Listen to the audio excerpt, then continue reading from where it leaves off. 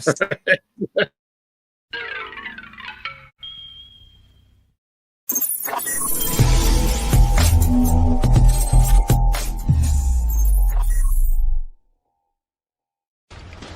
Hey, Jack. All right. You got this stuff? Yeah, all cleaned and oiled. Oh, yeah. Beautiful. Beautiful. Let's get it on. Who are these guys? It's my theme music. Every good hero should have some. Hot damn, it's time to get down to the jam. It's time to get down, it's time to get down, it's time to get down to the jam. I said it's time to get down to the knowledge, gonna get on down with the know. On the morning coffee show, on morning coffee with Keith, here on Pop Culture Minefield.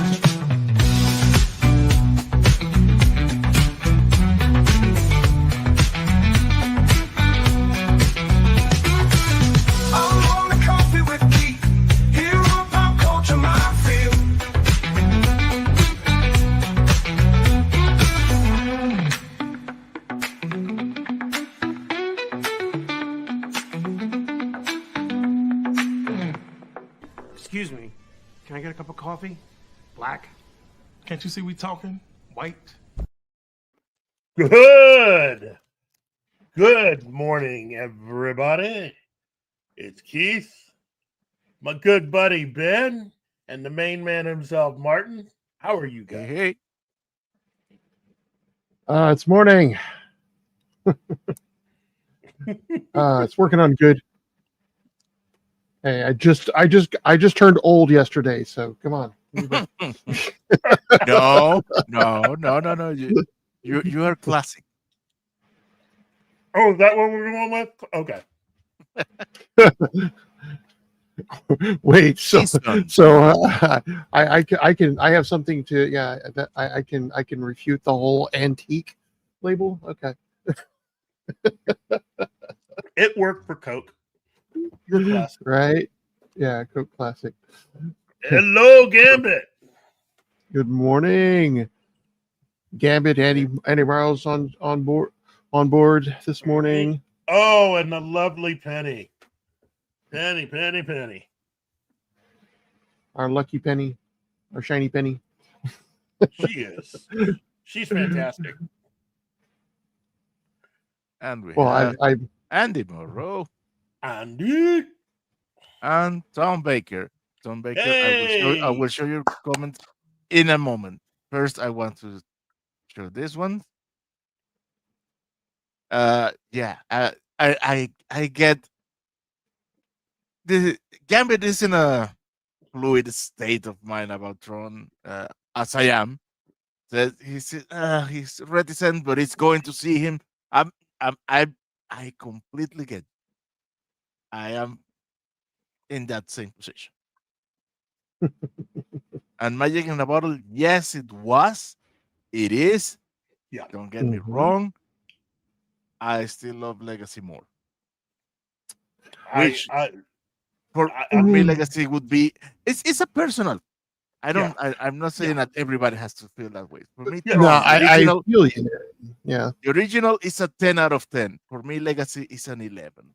I know all its problems, and I have clashes with some friends that are lovers of the Steel one, because one dear friend of mine, his biggest problem is I wanted to see that universe in the cyber, in the whole internet, not confined to an isolated system. Right. And I said, yeah, I believe you. I get you, but you have to start someplace.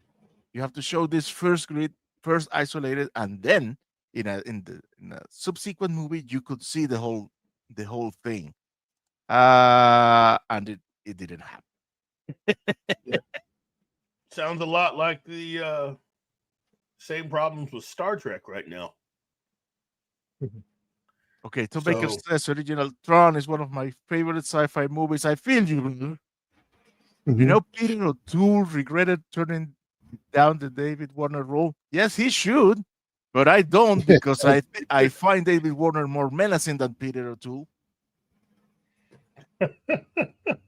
and those two characters should be menacing. Both Dillinger and Sark, they were pieces of work. Yeah. Oh, Nice pivot before the word came out. yeah. Yeah, I mean, Well, I fell in love with the original Tron. I just, I remember in the years after that movie came out, uh, basically going outside with my friends and throwing our frisbees at each other. That's Gave us an about what it excuse. did. I mean, a lot of people did that, and Yeah. that was so much fun. That Mhm. entire film was just fun, and then Oh uh, yeah. to make it to Legacy, which I was just Mhm. completely bowled over by. Yeah. I loved Legacy. I loved everything that they did to promote it. Some of the Mhm. stuff that that Disney ended up doing for Tron Legacy to help promote it Mhm. was inspired. I wish though. Mhm. See, we're gonna get okay. Look, originally we were just gonna save this for later. Sounds like we're getting into it now. We're getting save it, into. then save it. No, no, no, no, no, no. We can get into it right now. We can get into it right now. But I As a wish. preview.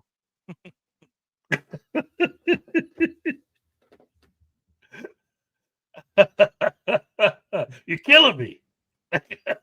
Oh, God forbid, no. But Mhm. we can definitely get into Tron Legacy because it seems like everybody wants to talk about it. Mhm. And Right. especially Although, Tron yeah. Ares coming. Um, Right.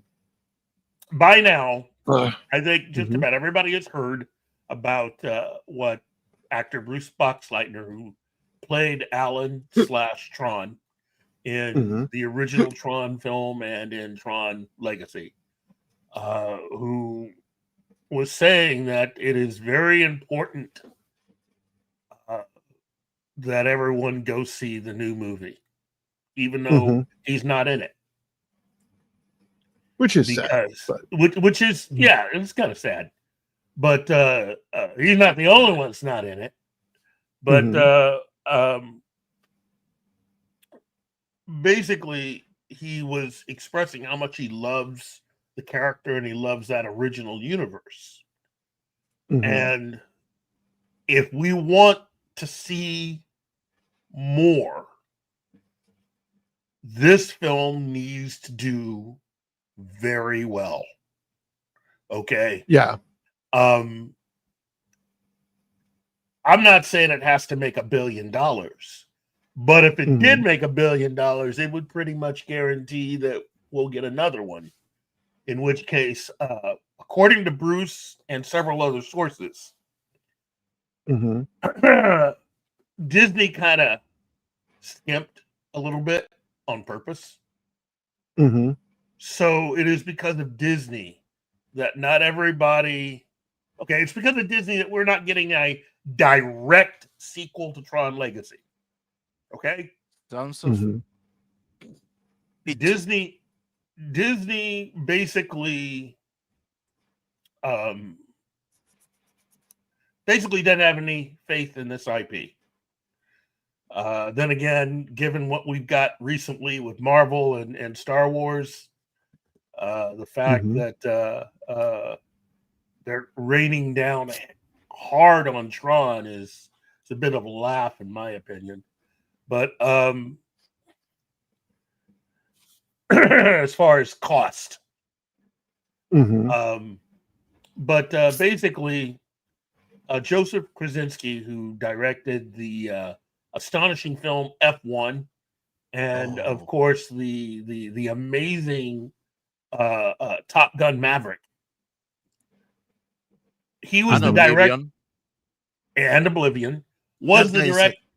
I love his movies. That when I see his name, I say I'm going right there. I'm going. I Well, haven't been let down by him as of yet, and I don't see how he could do it. However, I remember Tim Burton did. So, yes, Well, man, that Planet of the Apes. Ooh, yeah, he Joseph Krasinski was the director of Tron Legacy, yes, he was. and he wanted to make a sequel, and it looked like it was going to happen in 2015. And Disney basically just pulled the rug out from under the entire thing.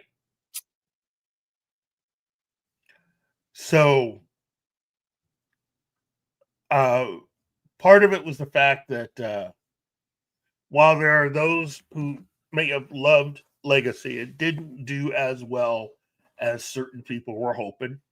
And again, I laugh about that because, we now know how much the Acolyte cost. Right.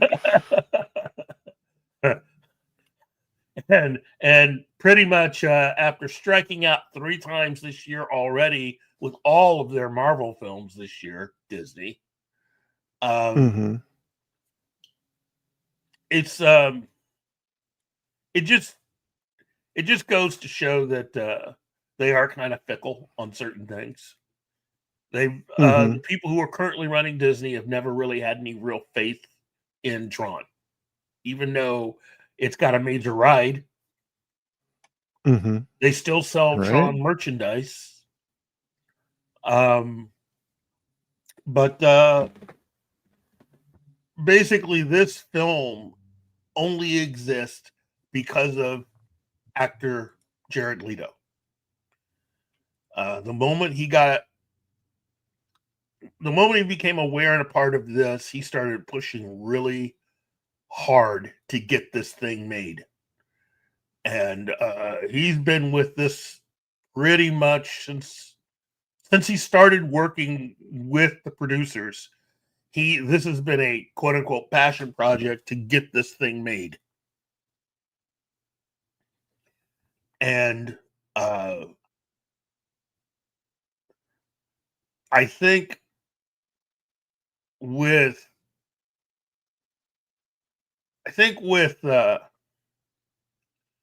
some of the actors like Cillian Murphy. Cillian Murphy Mhm. is someone who he was Dillinger in Tron Legacy. He was the son of Yep. Dillinger. Mm-hmm. He just won an Academy Award for Oppenheimer. So whatever was spent to put him in Tron Legacy is not gonna be worth it for him to come back, even though they wanted him back. The original plan was the next movie was going to feature his character heavily. And of course, Garrett Hudlin, who plays Sam, was also meant to carry on, as well as Olivia Wilde. And in the intervening time between the last movie and this one, and remember, it's been 15 years, kids. Yep. Olivia Wilde's become a director in her own right. And Garrett Hudlin can currently be seen on the hit series Tulsa King with Sylvester Stallone. He's been in several other projects, but that's the current one he's on. Now, my understanding is that Garrett Hudlin had been approached, had been one of those people that had been talked about leading into the sequel that was supposed to come out in 2015. He was all set to go. Olivia Wilde was all set to go. Director Joseph Krasinski, and Disney just sort of scuttled the whole thing. So Bruce Boxleitner, after he's got special access for the most part, But as he said in a recent convention appearance, that if you really want to see more, and if you want the opportunity to see the story continue with Sam, with Cora, and even with Tron, Tron Ares is really a test by the current people running Disney. Right. Their whole thing is they want to see if the general public really likes this. So they're going to use this movie as the litmus test as to whether or not they should continue to invest in Tron overall. Now, again, as I said earlier, that's kind of laughable given how much money has been basically just set afire by a lot of the spending habits and misadventures with both Star Wars and the Marvel films over the last few years. Yeah. But you know what? Nobody said life is fair. But to all the Tron fans out there, if you have not heard, let me at least just say and repeat what Bruce was saying, Bruce Bachleitner. If you want to see more Tron, you need to go see this movie.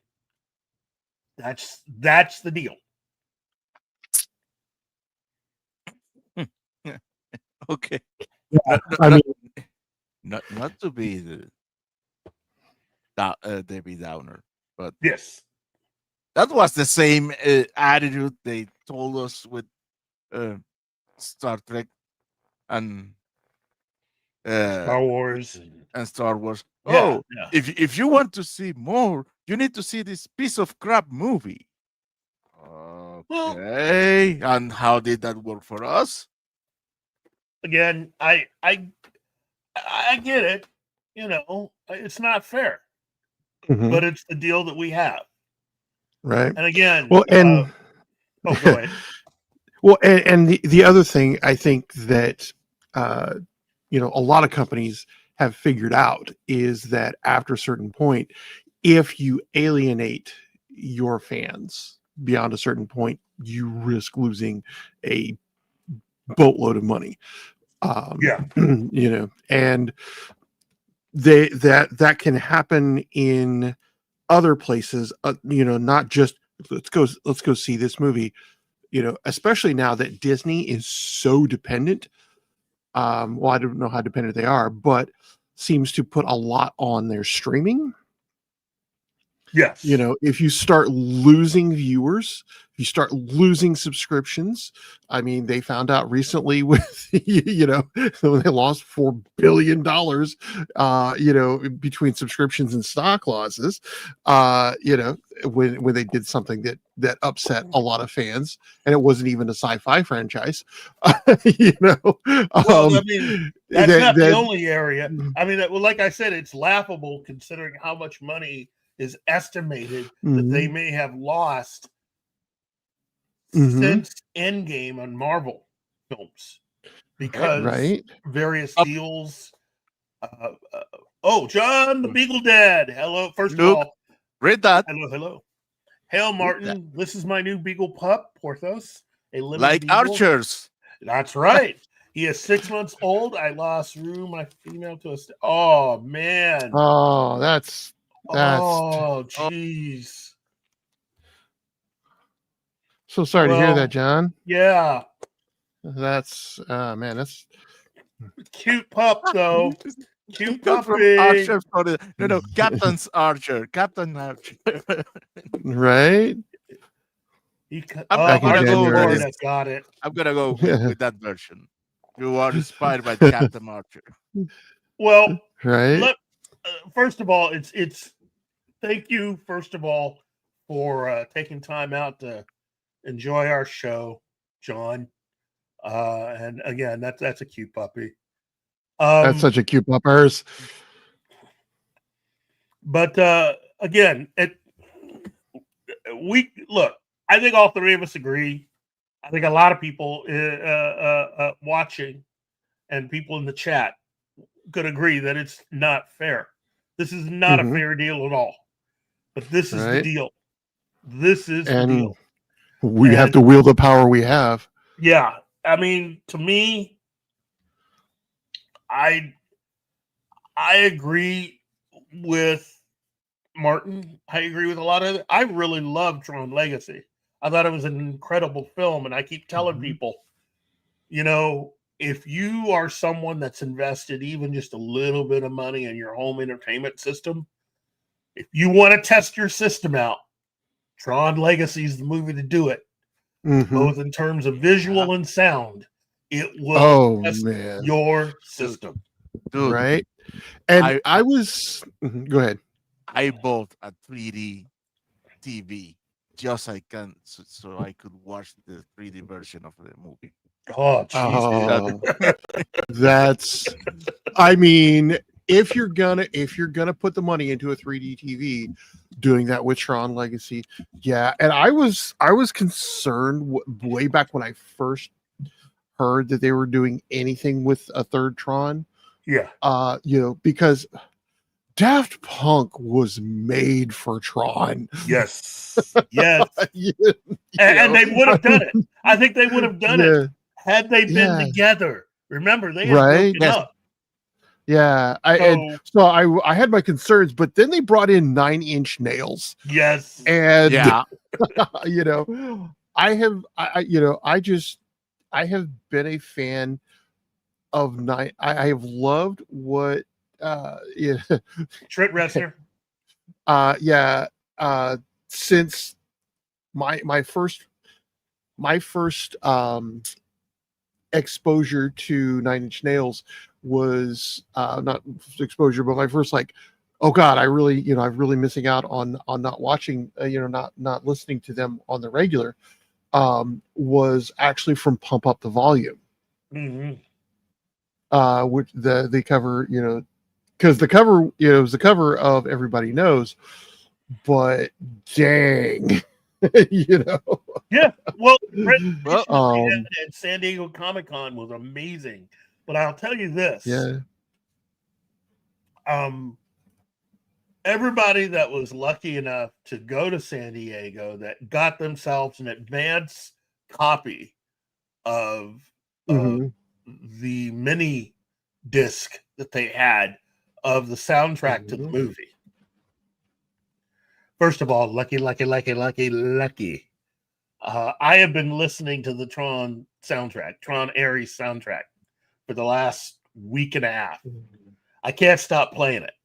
I don't want to. I am beyond ready for this film. I'm ready to do what I need to do to help it do what it needs to be done. What I would like to know, though, is if we do our part and help this movie become successful, are they willing to go back and try to get Joseph Krasinski back to continue on with some of the ideas that he had originally come up with that was originally meant to be Tron 3 and will probably more than likely become Tron 4? That's all I want to know. Oh, absolutely. Right. Because I love the whole idea of the ISOs and Korra. That character was just so cool. Everybody was cool. Everybody's cool. I've been watching a lot of YouTube and watching a lot of people react who had never seen Tron Legacy. And it's amazing to see people react to this movie in such an incredibly positive way. My only other thing is look, Disney, you guys shouldn't really be upset considering you haven't done jack all to really help that put the word out about the movie. I'm not saying you got to spend as much as you would to promote a Marvel film. I'm just saying you ought to put a little work into it.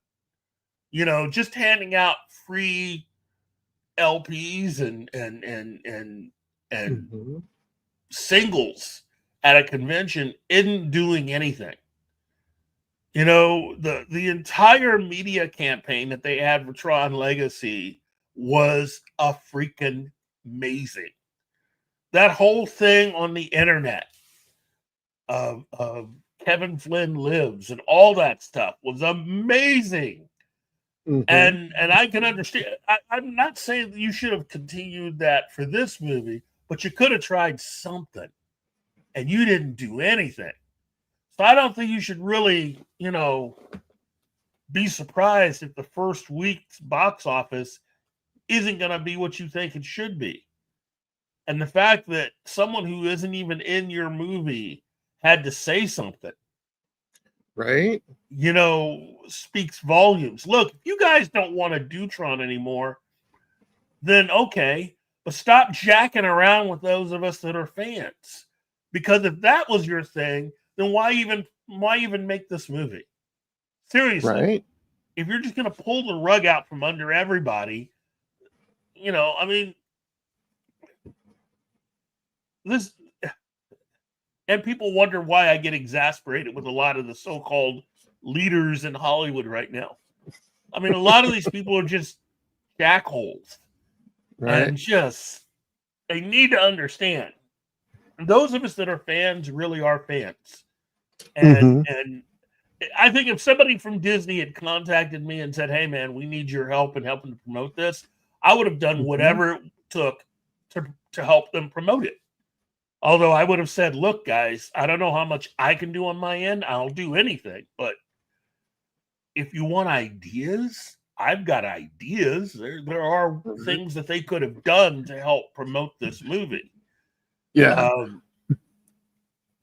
But again, they don't seem like they're really that interested. And then after it was explained by Bruce at the convention, we can now understand. Of course, they really are not interested.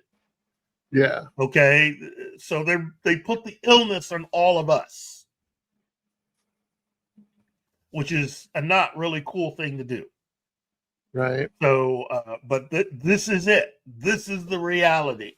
If you want to see more and you want to see Bruce get back in as Tron and you want to see Garrett get back in as Sam and Olivia come back as Cora, if you really want to see these characters come back, this movie has to do well.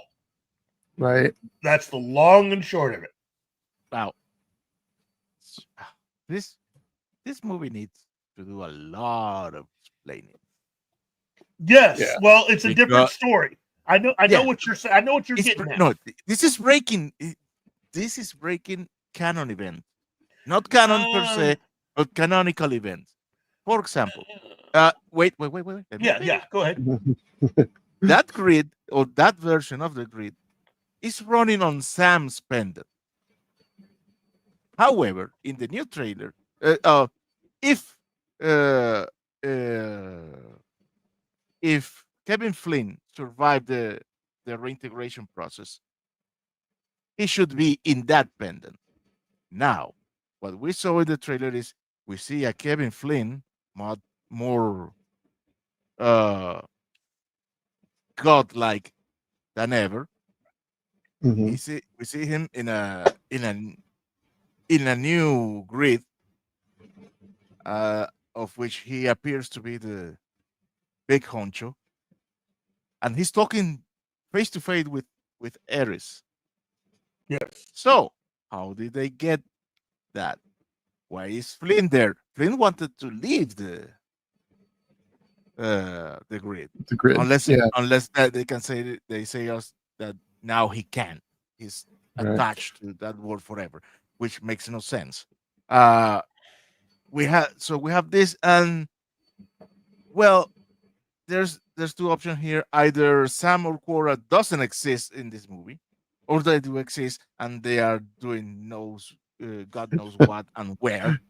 So there are. I don't see. Can you see my frustration here? Yes. We have a movie.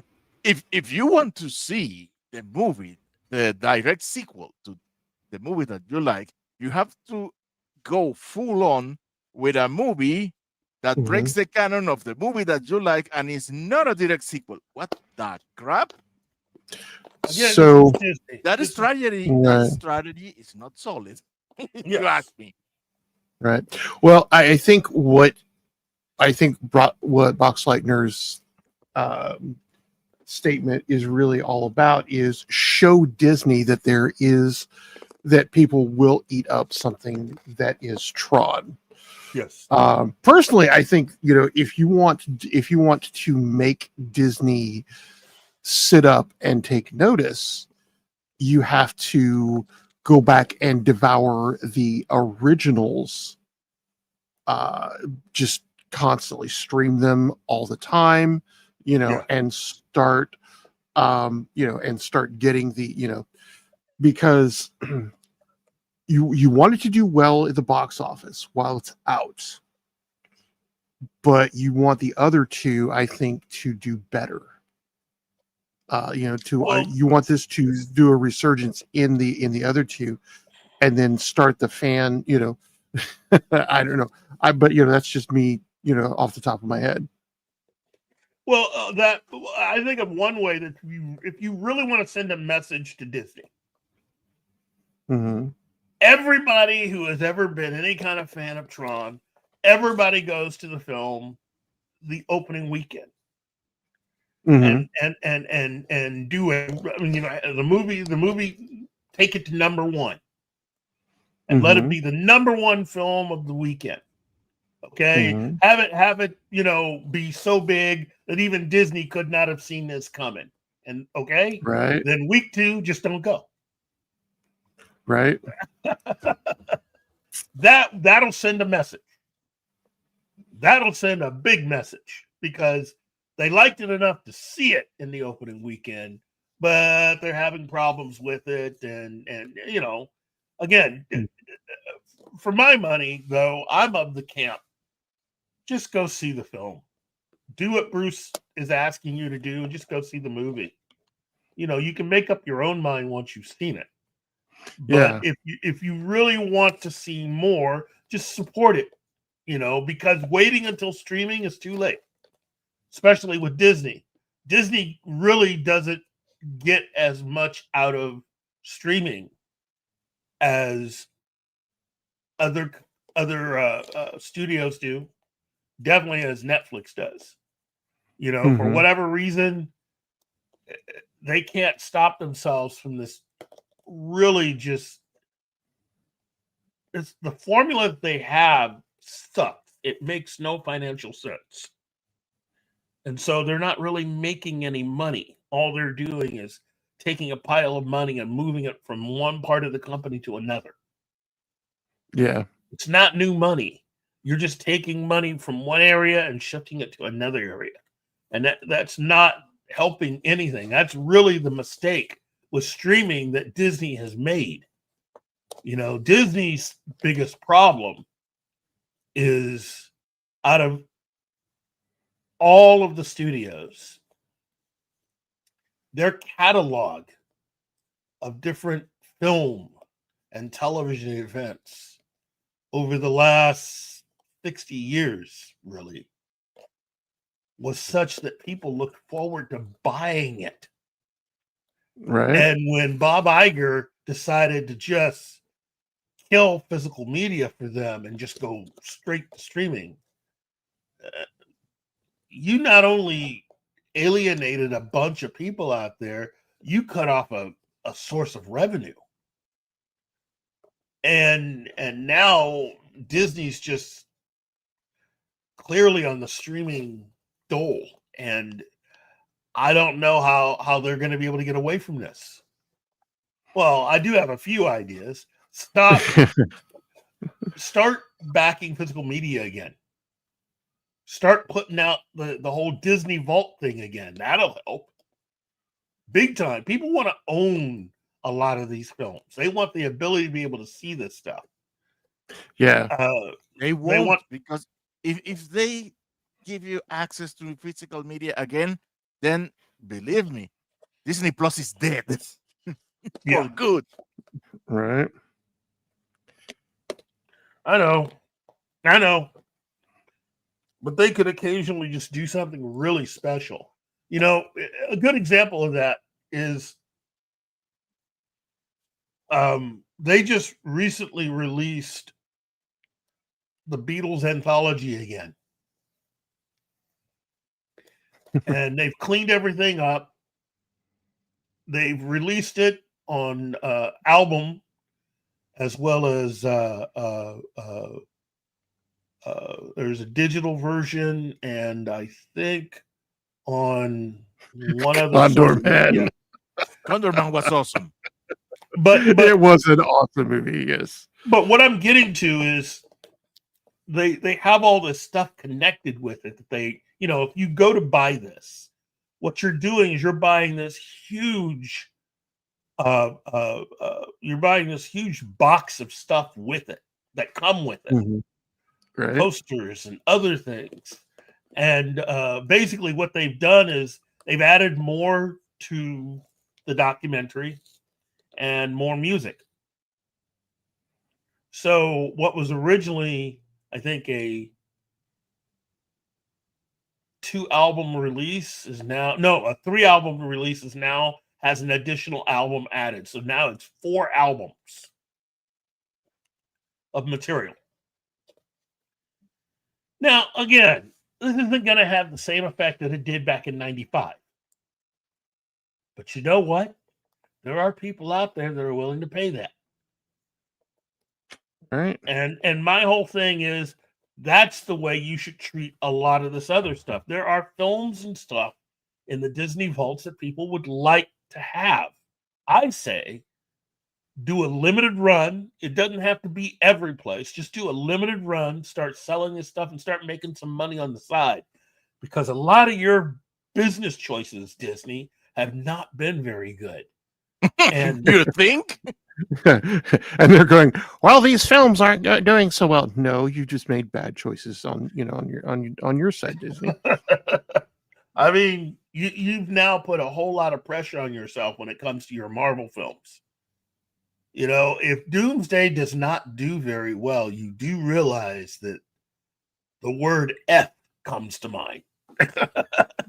If Doomsday does not do a certain amount of money, Mm-hmm. you are pretty much up that creek with no paddle and probably no boat. And you guys have already spent a lot of money just to get Robert Downey Jr. back. Yeah. I mean, this is not going very well. And at this I'm point, extremely skeptical of that whole thing. a lot of people are. And as well they should be. And the same thing with Star Wars. You think anything major is going to be able to turn around a lot of the missteps, many of which were on purpose, really, as to where Star Wars was when you bought it, Disney, versus where it is now. I mean, you bought it, Mm-hmm. and then you proceeded to break it. And then you broke it again. And you broke it again. And then you turn to the audience and go, why did you guys do this? Why did you make us do this? It's like you keep blaming the audience and you're the ones breaking it. Right. So I sit here and I just wonder, I mean, is anybody really thinking all this through? Mm-hmm. It's like being in a really bad abusive relationship. And eventually the audience is just going to have enough and walk away. That's just the simplest way to put it. I think a lot of people have already started walking. I personally know friends of mine who were big MCU fans. There's 5 of them, and 2 of them have already indicated to me that they don't give a care about Doomsday at all. They love Robert Downey Jr. They just don't give a care. Right. So,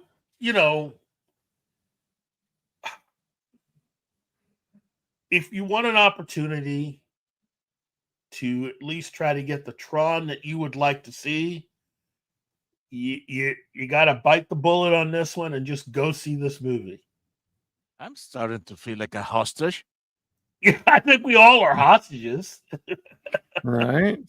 You know, this is not how I wanted to see another Tron film. Again, I wanted to see what happened next with Sam and Cora. Well, Right.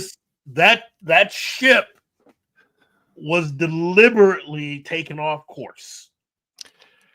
And here's the other thing that fans have and reviewers have the option to do is love the film, but constantly, without ceasing, without with with great volume, express their disappointment that this was not what we needed.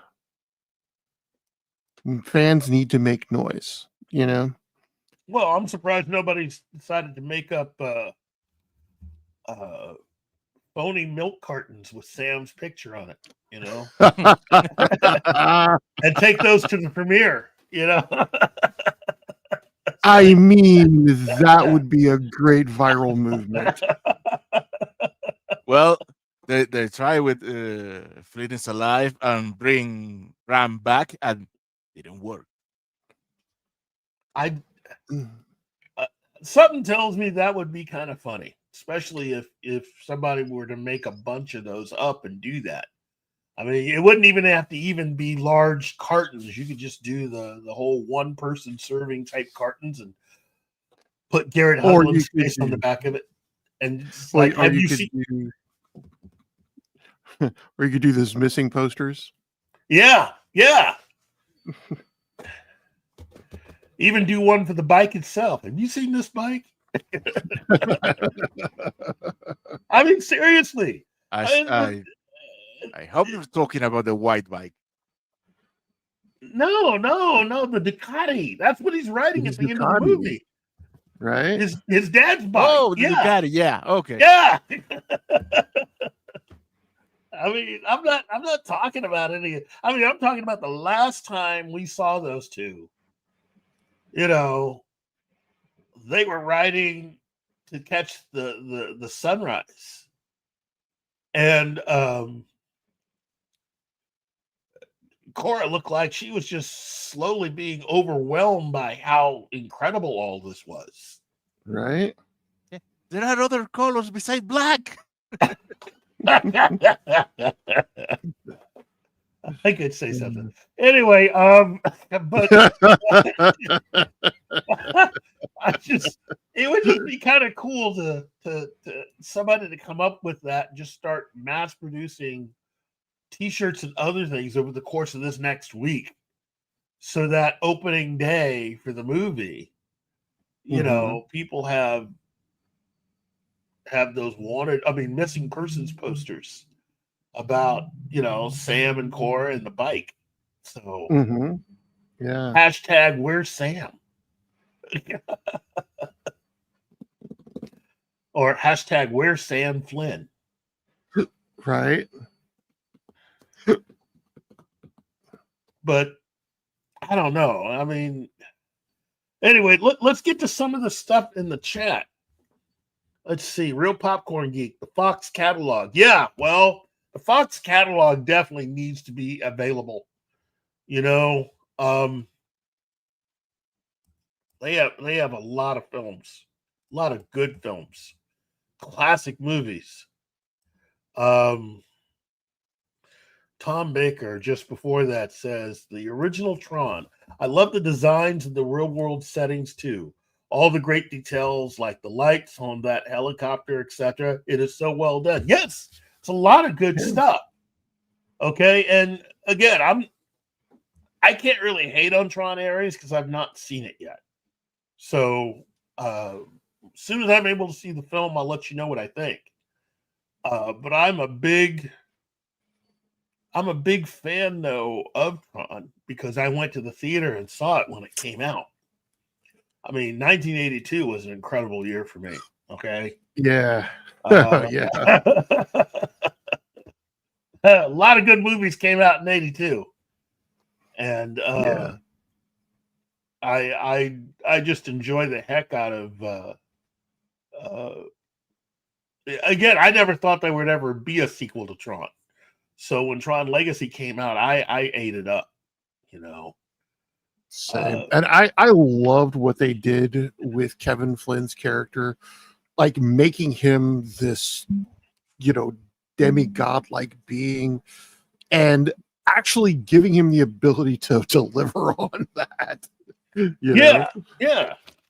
And Yeah. all of it is just kind of fun, and I'd like to see what happens next. But again, Right, exactly. And this is where we're at. Mhm. I didn't have the $100 or $200 million to, you know, tell the people that wanted to make the movie, hey, I got you covered on this. I don't have the funds. Right. I'm a little short. But Right.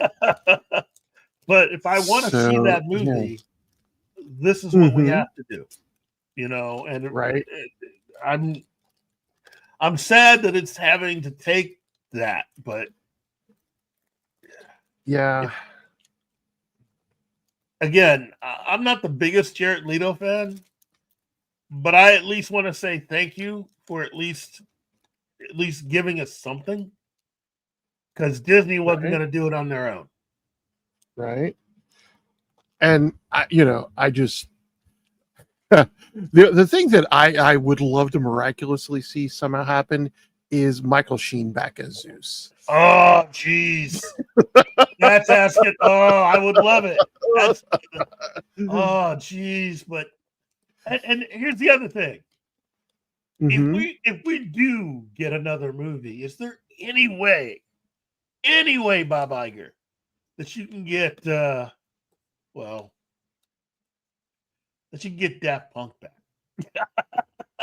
Because they're back together. Yeah. They are back together. So again, nothing against 9 Inch Nails, but Right? Yeah. The 9 Inch Nails, I think, is a good choice for a fusion between the grid and reality. oh, I was going to say 9 Inch Um, Nails is who I would hire if they went ahead and Mhm. made a New Gods movie and did one side of the album about Highfather and the other side of the album about Dark Side and Apocalypse, and have 9 Inch Nails do all of the music for Dark Side and the Apocalypse. The Planet I can see that too. Right. So I can see that too. But yeah, if you're going to do something that focuses more in the grid, you need something like Daft Punk. You can't just, you can't. Well, no. Here's the thing. Mhm. Well, there's I need to to keep a little intro here. I do not like Daft Punk. I don't. But that score Tron, that Tron score, oh my god! That was the first time I saw. I really heard them, and then I tried to get into his other music, and I didn't like.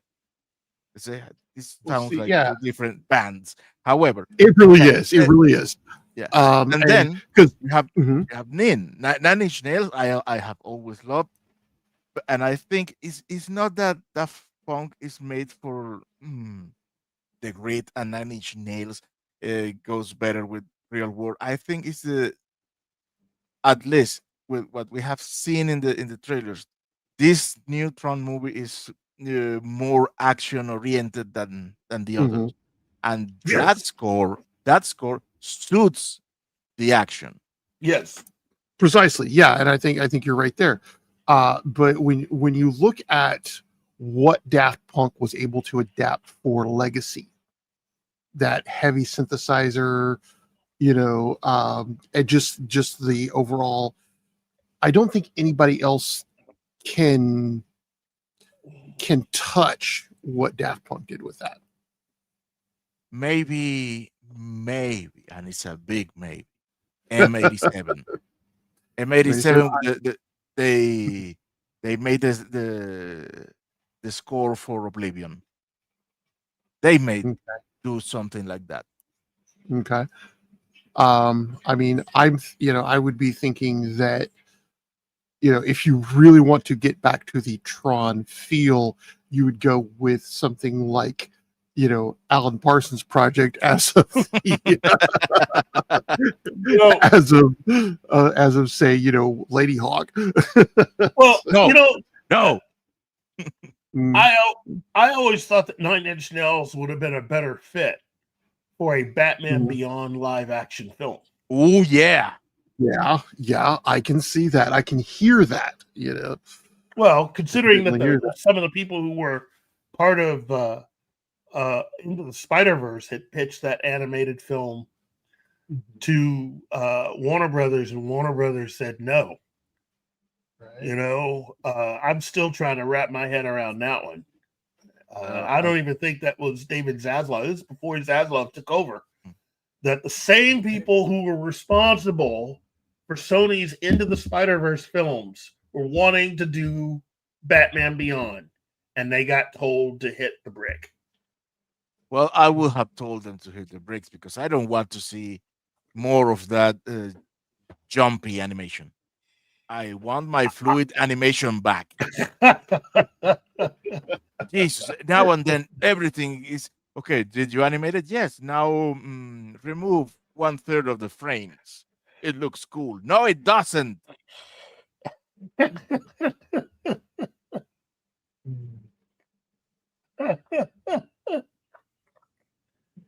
Oh wow. Let's see. Right.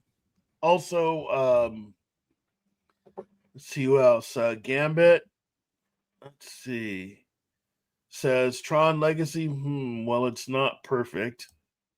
And Yes, the AI of Jeff Bridges in Tron Legacy comes across forced. Whereas in Tron Ares, the continuity is going to get clipped. It won't make any sense in the long run. This is how I feel. Yeah, well, I get it. It's not everybody's cup of tea, but I'm digging it. I mean, they have to give very good explanations in their works around. They better do not alter the continuity, and they have to give some very good gymnastics on that. However, you However, said you said it yourself. We haven't seen it yet. yes, Yeah. we got to give them a chance. And again, I may not have felt very good about Fantastic Four, but I went and saw it, and I liked it. I've had time to think about it, and I have now come to the conclusion that, and I think Gary feels the same way. They found a very organized and distinct way to screw us again. How so? How so? That movie only appears to be an adaptation of the comic. It isn't. Yeah. They screwed the whole thing. The leader of the Fantastic Four, according to the movie, is Sue. In fact, every opportunity, whenever anything dangerous happens, they have completely gutted how the comics handle dangerous situations. Usually when the bad guy shows up, whether it's any bad guy you can name, usually the first person to respond is usually Ben. Ben's not that aggressive in this film. He almost disappears. Like Angel Reese during a very intense game or a layup. You almost forget that he's one of the strongest characters in Marvel. And the only other person that'll usually react when something goes down is Johnny. And again, Johnny's not acting like himself. And don't get me started on Reed. He's either the way Pedro Pascal plays Reed, he's on a lot of different drugs, dude. He has to be. I tell people all the time, just pick up a Fantastic Four comic and read. Just read. Read it. Right. And you'll see what I'm talking about. It's not so much that they made her more masculine. It's that they basically took all the testosterone and urgency out of the guys. Well, That's basically what they did. they had to make a transfusion of testosterone from them to her. Oh, jeez. She didn't need anything. She just gave birth. Okay, come on. Well, But on top of that, it's just, if you're not going to give us Fantastic Four, then what's the point? But then again, you know, this might have been part of their dastardly plan. It might have been part of something much bigger. My whole thing is, I paid to go see that thing, so I can now complain because it was jacked. You know, you just showed me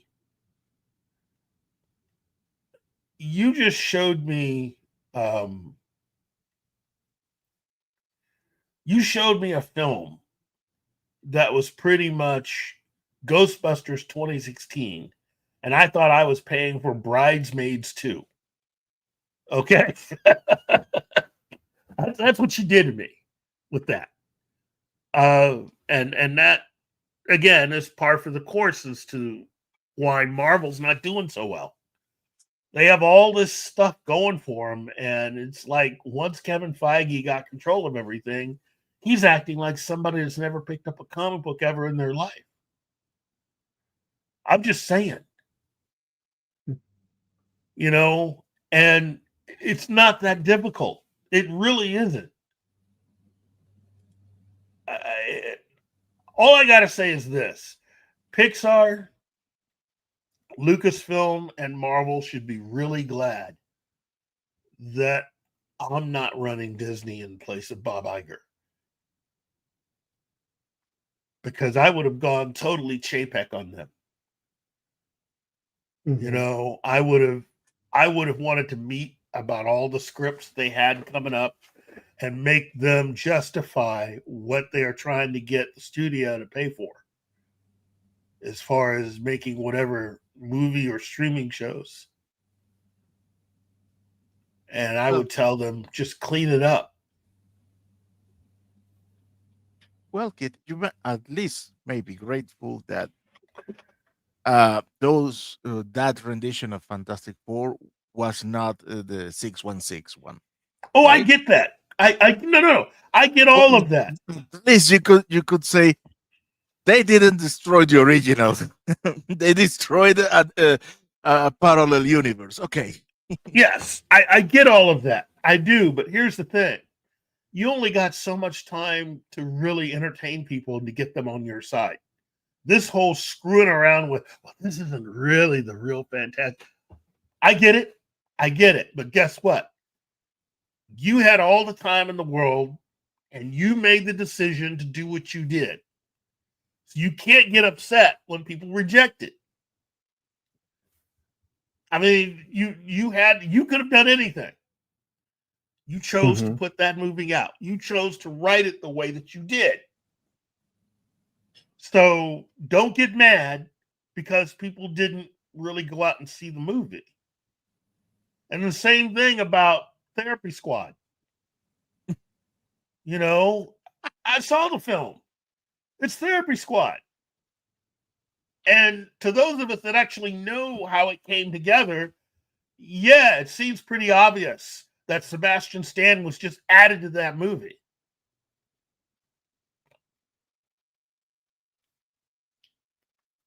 And to the people behind Captain Black Falcon America, look, you guys screwed that movie up from like way back. And you're making the same mistake with Doomsday and all the other films. You're doing exactly to those movies what you did to Captain America 4. No wonder Anthony Mackie got mad and say, what are we doing? What are we doing? I would have gotten mad too. I didn't like Shang-Chi, but I understand that the lead actor from those films is a little upset. Well, I'd be upset too. Because they can't do anything with you. Why? Because the character they wrote for you is almost completely different than the one they have in the comics. Almost. Okay. So, Simu Liu, hey, look, I don't think you're that good of an actor, dude, but I at least, I can understand why you're a little upset. But your movie sucked. And to the people behind the Black Widow film, I've been clowning on that movie since it came out.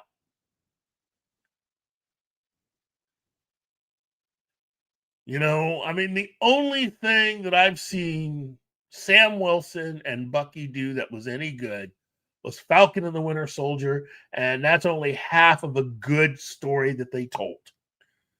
Because the last 2 to 3 episodes are just craptacular. I think the only thing I haven't clowned on is Spider-Man No Way Home, because that was actually pretty good. Everything else was just, wow. You found a way of just ruining everything you touched. No wonder they're going to clean house, because that's the rumor I'm hearing now. They're going to use Doomsday and all the rest of these films to pretty much clean house.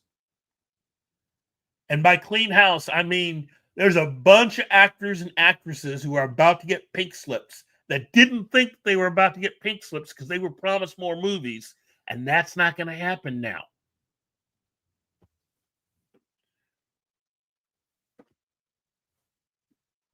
But they brought this on themselves. Bad scripts,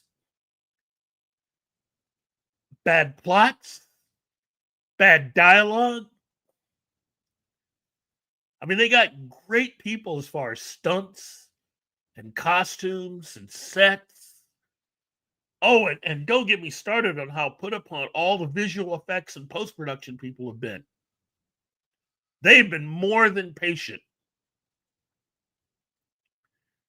Working with Kevin Feige and his, oh, wait a minute, I got another idea guy. So, I'm sorry, I'm going off on a major tangent here, and I didn't mean to. But I am not very happy with Marvel. I think I am truly beyond upset because they are gambling now. It's gotten so bad. You're having to basically put everything on 3 movies now. And if any one of those films does not do well, I think you're boned. I really do. That's how precarious it is. And they went out and signed all these people to be in these films and have done next to jack all with them. They keep talking about an Eternal sequel. I've seen nothing.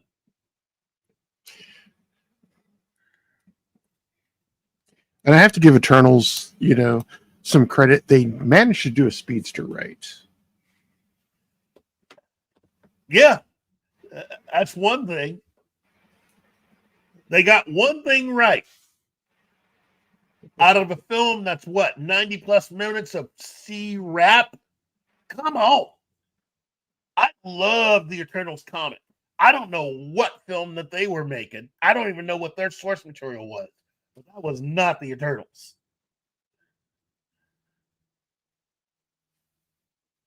That's pretty much everything post Endgame. Is really we've been getting. It would be a step up to call a lot of these films D-list films. Right. Given the comics that these were based on. These films were so bad, they're not even D-list movies. So Marvel just needs to work on a few things. Yeah. Kevin Feige just needs to go the blank away for a couple of years and just rethink his life choices. But maybe not. Maybe stop buying some death sticks. He needs to go do something else, like documentaries or something. Because he had the job.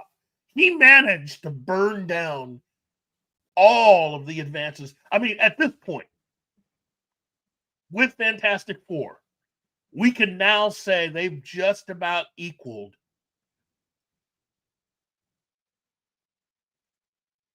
the number of films that they had success with the number of misses now that they've had.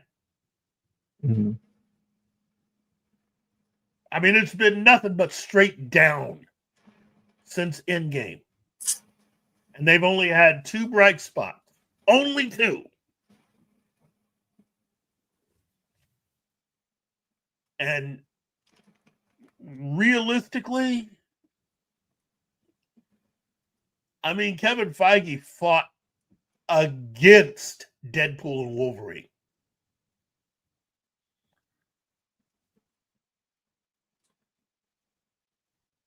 So I will give him.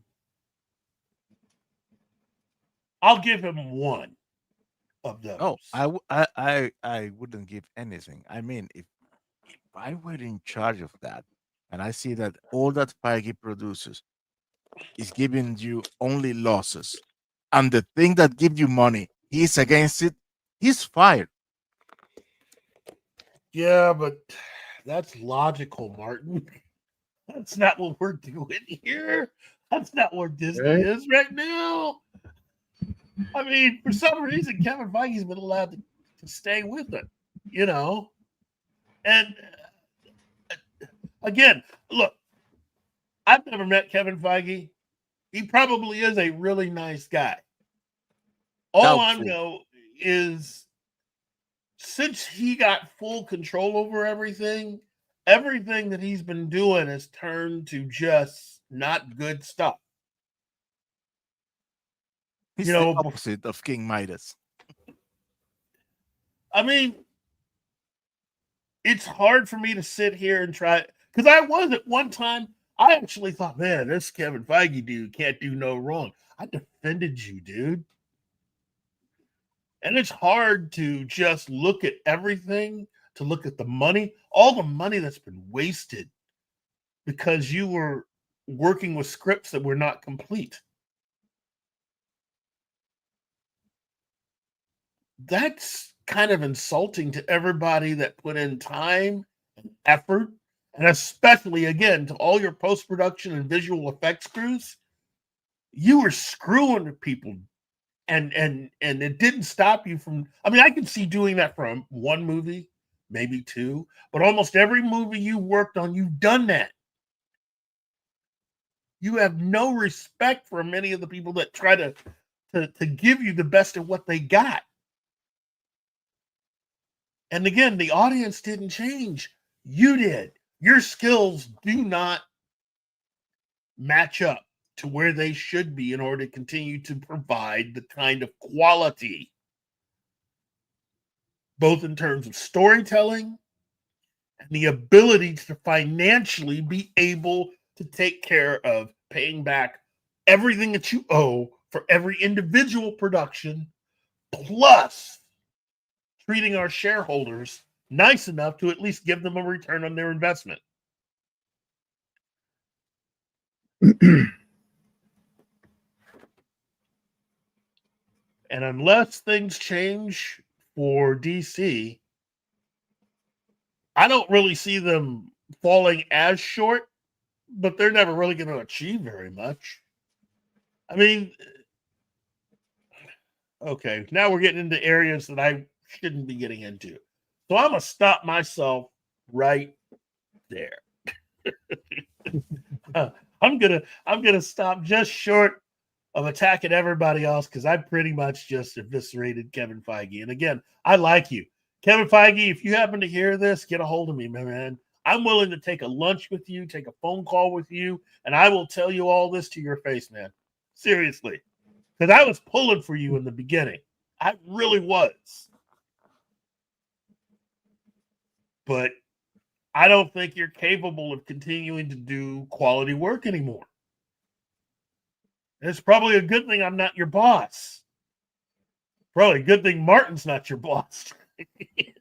he probably would have had you already packed and ready to Yeah, go. I wouldn't be his boss anymore because he wouldn't be working for me. I mean, it's just going to the movies used to be fun. I mean, it was expensive, but we were happy to do it because we knew we were getting quality. And now we're not even sure. You know, you pay for a Marvel movie, you're not sure what you're going to be getting. So I think the real question here becomes not what does Disney think, makes for a good movie, or not even what we think makes for a good movie. Is what do the fans think makes for a good movie? Oh my god, no. I think we've seen it. Seriously, I think we've seen it. The response of the fans to movies is the response. Look,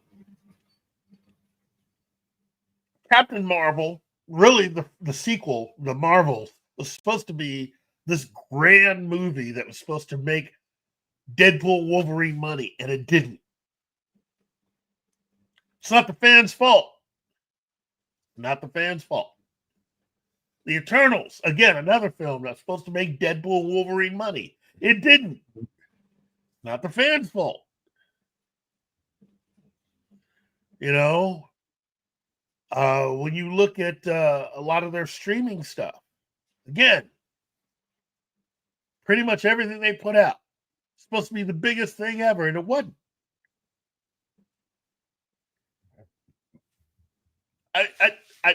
It can't be any clearer than that. Well, that's what I'm saying is I mean, what are the fans saying that they do want? Because we're talking about a lot of things that that this is not what the fans want, and I think we, especially, are in a unique position to to ask what do fans want. The formula is not that difficult. Look at what you were doing before and do that. And here's what I mean. What worked before is that they had a creative committee made up of comic book people. Mm-hmm. And let me just clarify and say competent, best-selling comic book people. And not the fools that have been running Marvel Comics for the last few years.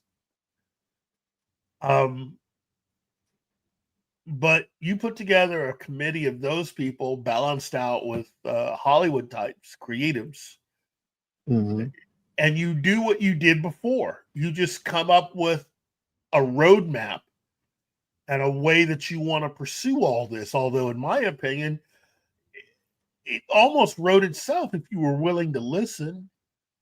In the aftermath of Endgame, you should not have been trying to tell more of these gigantic stories. What you should have done was took what Netflix had done and just make those your movies. Street level hero films, not world earth shaking event movies. What you needed was street level stuff. Take it back, get small again, and work your way up.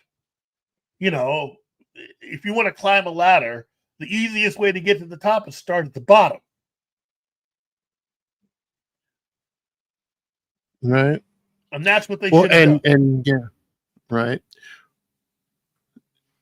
And here's the thing that that I'm looking at. We have a forum where the fans can make their their desires known. Right here. It doesn't matter. It doesn't matter if you have a forum. It doesn't matter if you can say what you want. They don't listen. They only listen numbers in the box office. If they decide to pay attention. Well, here's the thing: is it doesn't matter. It saying it doesn't matter. We've proven them wrong. What? The fans of Star Trek proved them wrong. Yeah. No. No, because we were saying it this Hmm. since 2009. They didn't listen to the And, words. They listen hmm. to the numbers. They listen to their income going down. They don't listen to words. Hmm. They only listen to the numbers after years. So I wouldn't pay that much emphasis. I wouldn't put that much emphasis on saying what you want. Punish them in their pockets. That is the only way they hear. And it That tells them what not to do. That tells them to stop making films. well, I don't see that as a future problem. Everybody gonna be able to make their own films in much Wow. less time that you can imagine. Is it, dude? We're gonna be inundated with so much independent crap. This is gonna be interesting. We're gonna have a big tsunami of crap, and then little by little, we're gonna begin to have independent films that are really good. We'll see, and that's what we need, and that is what I'm talking about. But it's a Because process. It's the independent films are going to listen are going to be the ones who listen to their fans. Yeah. Well, I agree. I mean, it will be independent films. Ben. Hmm. The saying goes, "Monkey see, monkey does," not monkey hears, monkey does. It's not voicing your opinion. They these industries are just going to Hmm. absorb or how would they say the Borg assimilate what Hmm. they see in other people doing good. When they see other products doing good and they doing bad, they're gonna try to copy or assimilate what they are there. But And they're going not to do a because bad they hear job it, of because just because it. they see it. Hmm. Understand that nobody learns by hearing. I Yeah. so here is my fundamental disconnect with that, Yeah. is that the reason independent filmmakers are going to make good films, the reason good writers make good, tell good stories, is because they know, what appeals to fans. Now, granted, a lot of times I have to ignore some of what appeals to fans to throw things out there to make them uncomfortable. But that's how that works. But again, you have to know what good storytelling looks like, and you have to know what appeals to your fan base. Hmm. Um, you do have to talk to your audience. Um, in that, as a creative, as a storyteller, you know, I will always go out there and go, okay, what are you looking for? Not, and not specifics, but in general, what are you looking for? Yeah. um like right now dystopian, doesn't seem to be going over well.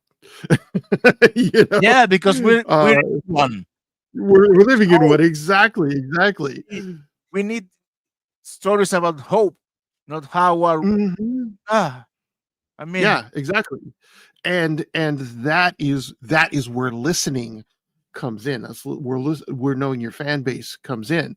That's where, looking at, the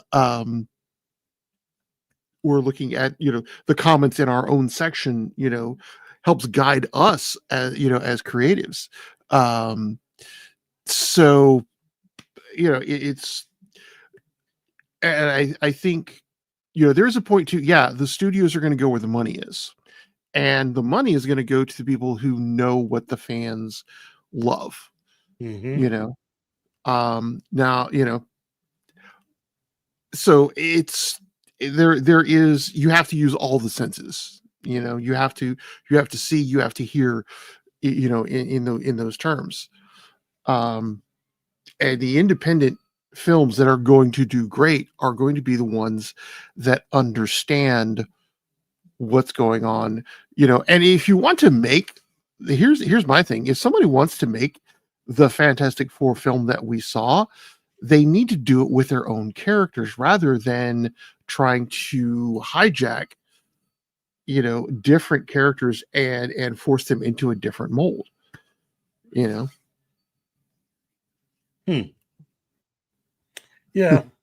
Yeah. Well reasoned, well thought out, Ben. Very good.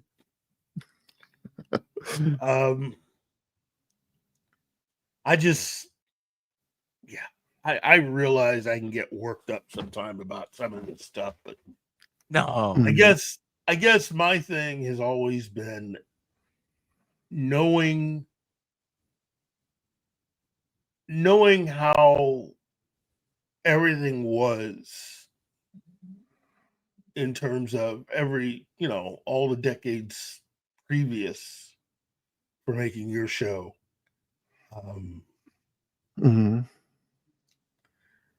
Yeah, I just,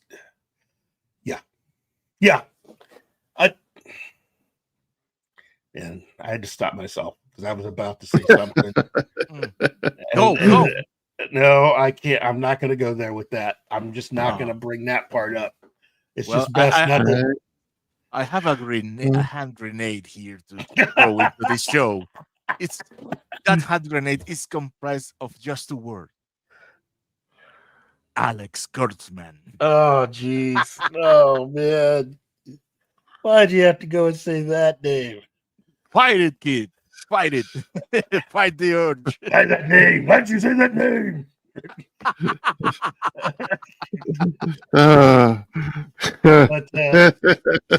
You've given me an excuse to say my favorite title parody.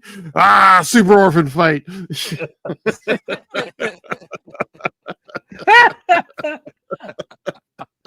Oh man. See, and I did enjoy Jared Leto in that. I really did enjoy him as the Joker.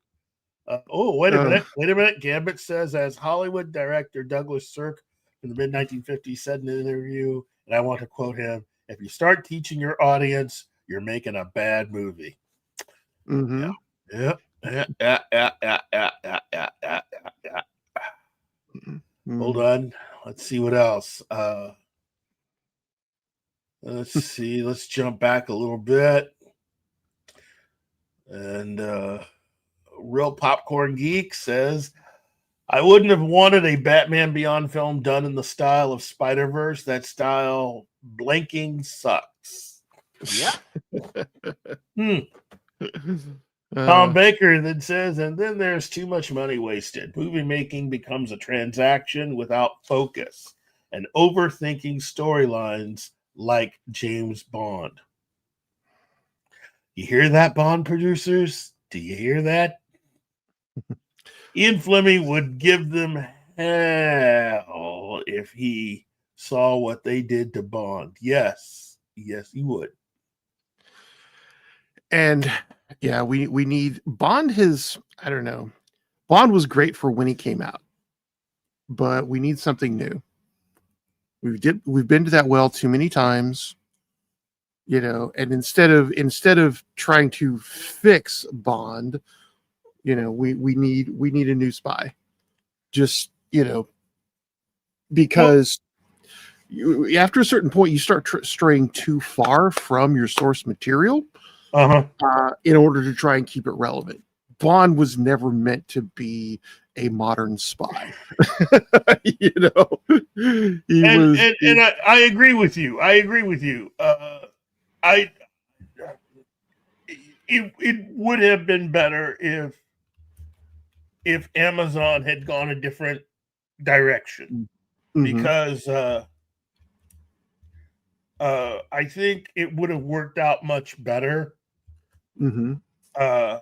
if, for instance, Amazon decided to do like, okay, if Amazon had decided to go for doing the Matt Helm books and actually translating those, because Matt Helm as a character is way more than what the Dean Martin films of the 60s tried to do.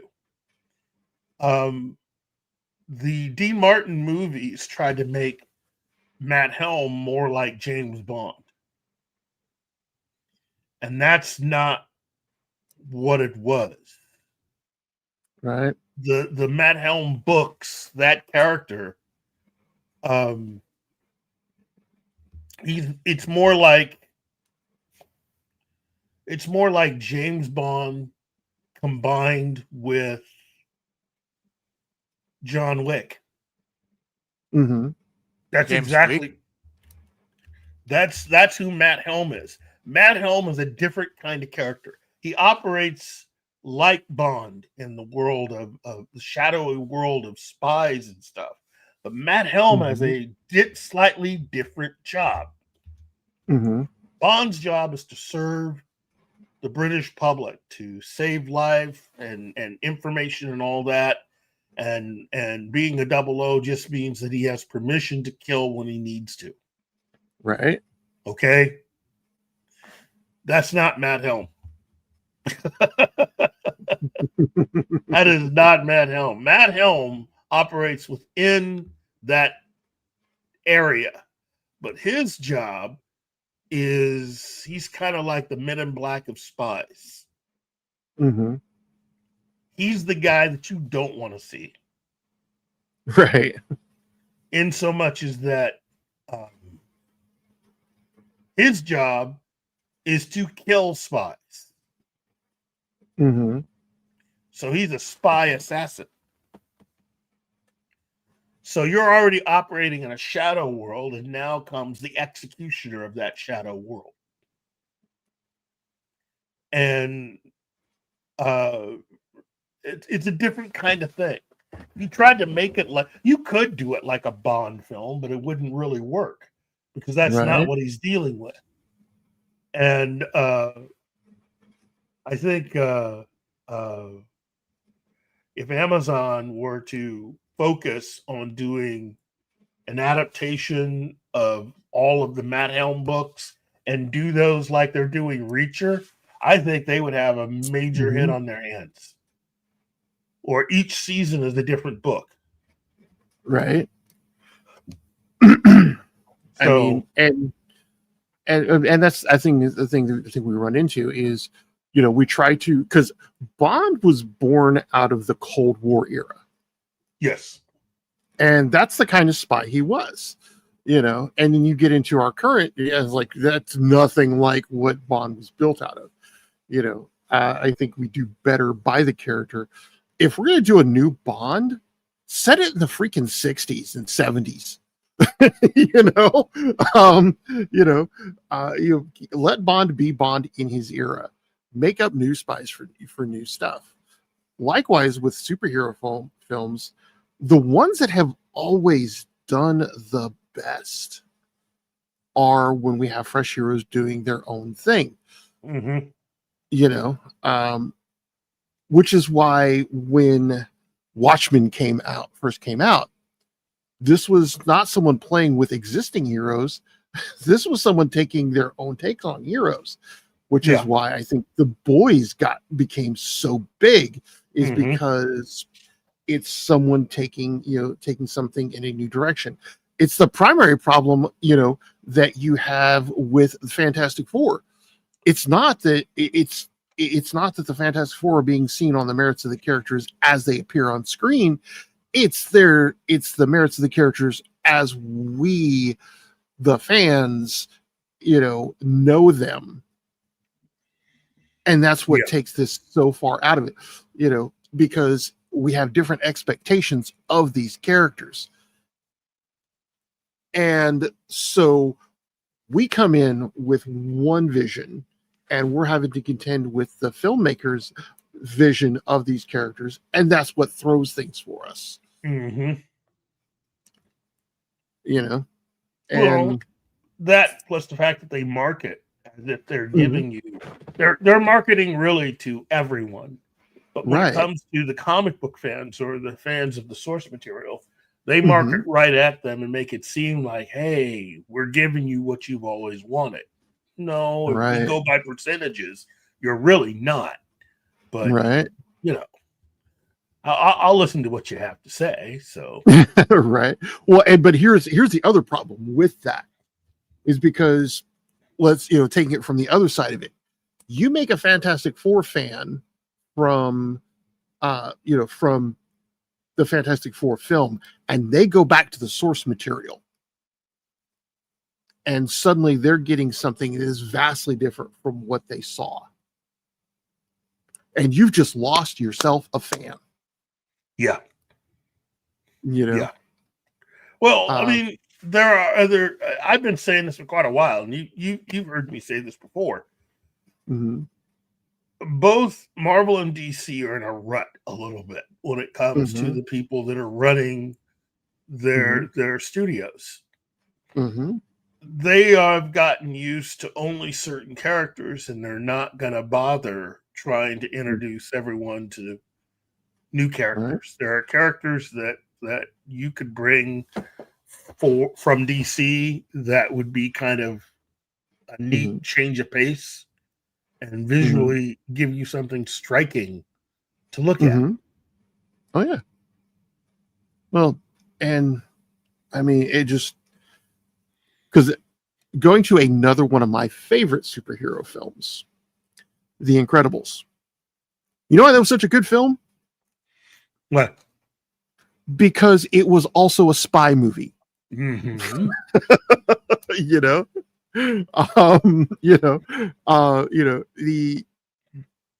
It was, and I think that's what Disney has forgotten with Marvel is that you can take superheroes and do different things with them.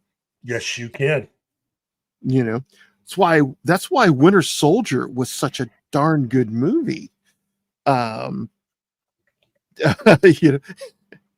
just saw Real Popcorn Geeks, a samurai western film set in the John Wick universe. Hell yeah. I'm going. Oh, that's well, you sold me a ticket. Where's my movie? Where's my movie? Where's my flipping movie? I need to write that book. But I mean, that's the thing is like you're talking about street level. Love street level. You could do so much with that, which is why Daredevil and Luke Cage, and Jessica Jones did so well, is because they stayed where those characters were good and they stayed true to those characters, on a lot of levels. And that's, I think, the thing that we're missing in superhero films is they're going for spectacle over depth and content. You don't always need every film to be Endgame. You can sometimes let it be Ant-Man. I got a better analogy than Ant-Man. Okay. Dread. Mm-hmm. Dread was just this is one day in the normal life of Dread. Yes, exactly. No, that's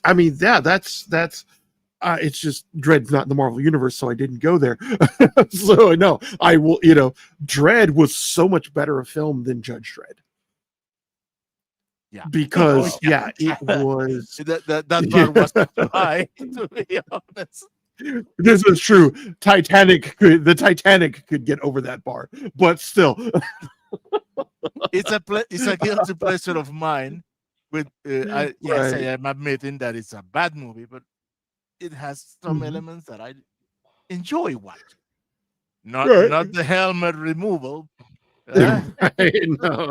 No, because that's a perfect analogy. Dread was just like one day in a hero's life, and that's why also I think Kick-Ass did so well when it, to me was this is not your normal hero. This is, and it was also a good parody. uh, you know. So yeah, I mean, I think that our the audience's view of heroes is changing, and until you, as a storyteller, as a creator, learn to, you know, learn to see that, you lose the audience. um you know um and Tom Baker, I get you might like Judge Dredd, the Stallone movie, but we all make mistakes. Yeah. Oh my god! um It but has its moments, and no, it has its good moments. The dude, ABC and robot, the the long walk, production, you know. the whole production value, the visuals Hmm. are awesome. But Yeah, it's too there bad were the script and there the have acting. it has it, things that one goes, why did you do that? You were doing well. Right? No, they had a lot of they had some of the elements, but the casting, because I'm sorry, Schneider and Stallone, yeah, you know. But yeah, and that's the thing I think is like for with Tron,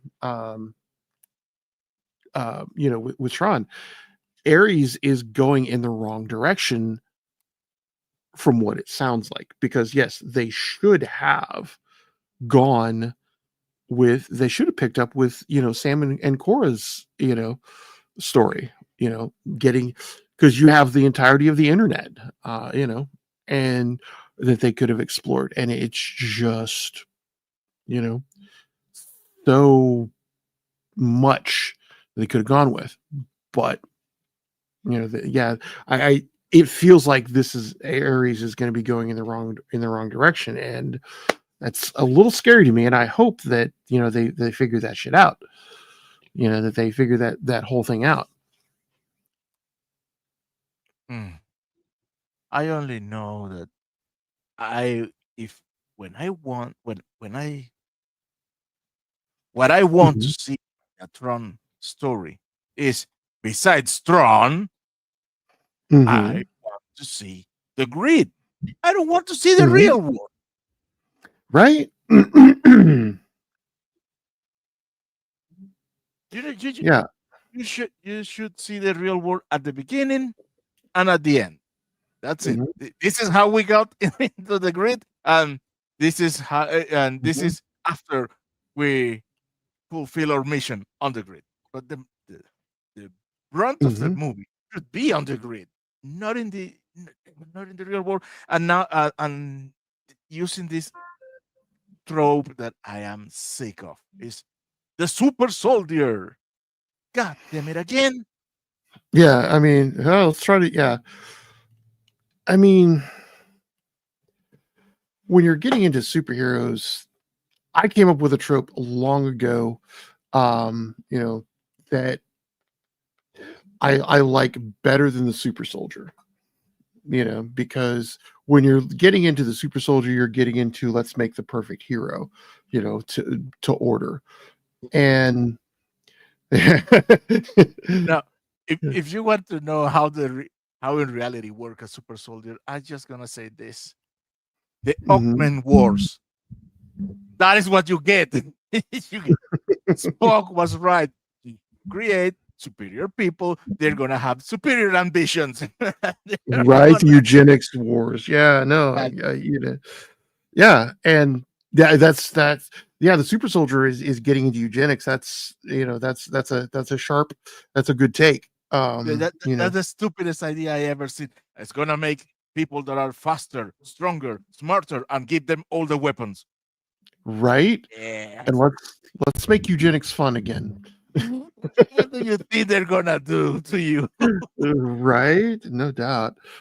I mean, so yeah, I think there are different ways to go with that. I mean, um, and there are so many different ways to go that that they're not going.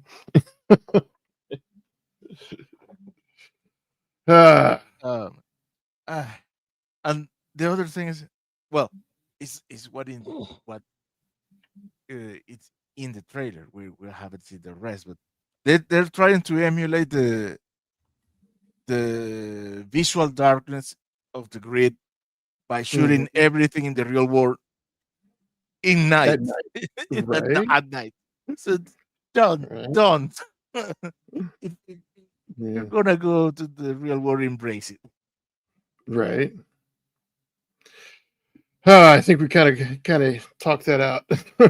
I think so too. I mean, However, it still, is. Oh, go ahead. Go ahead. still, with all my skepticism, I have to be an echo of Keith. We have to watch it before we can say pass any judgment. Yeah, Because we've got to go. I mean, we've got to let them see it that we want it. You know. yeah, because I recently had to eat crow with a movie. With I'm not gonna talk about it because it's is something that we have planned. Gary is planning to do in a future show, so I'm not even gonna say what the movie is. But yes, I had to ask a little more salt to my crow Okay. because Oh, I saw the trailer and I trashed that trailer everywhere and saw the movie and oh fuck, this movie is good. And now I'm a fan. Hey, right? I can only say bad trailer. Hmm. That will Ah, happen. That will happen. hmm. Yeah. No, Gab. Eating crow is a expression that means I have to eat my own words. That I was wrong. Yeah. Admit publicly I was wrong.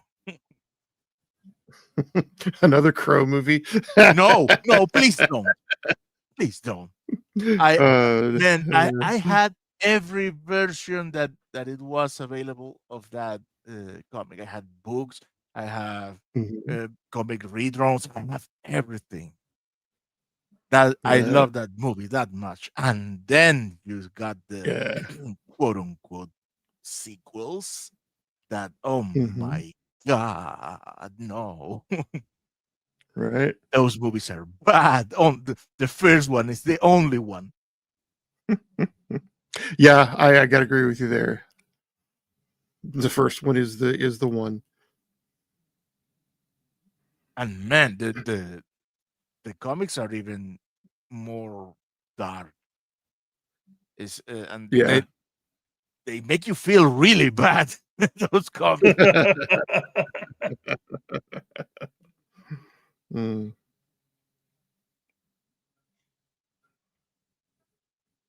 No, I'm not. No, I'm not. I have seen them all. Well, maybe the show has some merit. It's a The Cheryl TV Crow show. movie. Yeah. Mm. Wow. I remember there was other thing that we were talking pre-show that we haven't talked about yet, but I cannot put my finger on it. Kid, can you remember what it was? Kid? you. Sorry, Don't worry my about neighbor has just reappeared after disappearing for quite a while and got kind of distracted. I hadn't seen him in a while. No, seriously, I was beginning to think it's like, well, who's actually living next door to me now? Right. Because I hadn't seen him in so long. I thought something must have happened. Anyway, Um, well, were let you me at talking least. about Mark? Mhm. I was talking about Matt Helm because we were getting into other characters and stuff. But I will say this, you know, I'm a firm believer that many creatives are still capable of original ideas in Hollywood. It's just that things are so messed up right now. I don't think a good, honest, original idea could ever survive going from a thought into a finished product. I think there are so many things going on that are just a little bit off nowadays. But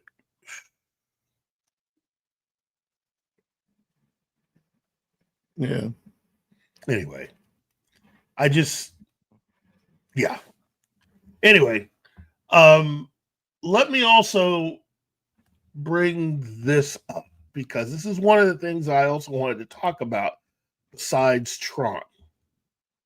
And this also goes to some of what we were talking about. As of right now, there is discussions of a brand new Expanse series. Produced by who? Now that's the thing. It looks like Amazon has released everything related to the Expanse, meaning like they no longer have it. So the idea can then be shot to other places. You know, people behind the original series could try to take it over to. They could go to Universal, Sony, Warner, Paramount, maybe even to Apple TV. I prefer Apple TV. Oh, yeah. Nah, man. No. They have been putting more quality than everybody else. Even Formula One. Yeah. I all I got is they can shop it to other things. I don't know if they're going to try to Secret hideout. Somewhere. Oh no way, dude. I don't know if they would want to start where the series left off and just go ahead and do a season 5, but I just think that wait a minute, Tree Rock Creations. There are plenty of creators, but they are not working together on projects. They are separated and working on projects alone, which is not fun. I'm not surprised. The business just seems to be in keeping everybody separate. You know, no more real collaboration, which is unfortunate because we could get so much done. But how do you guys feel about more adventures for the characters of the Expanse?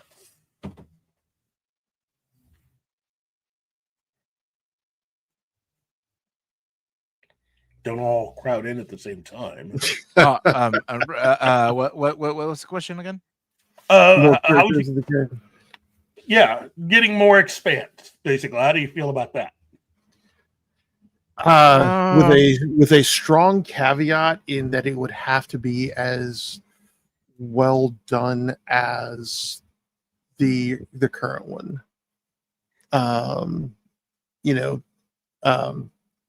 Because the thing about the Expanse was that it was good science fiction.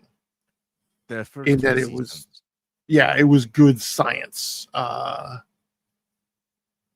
and it used science. It used the science in the fiction well,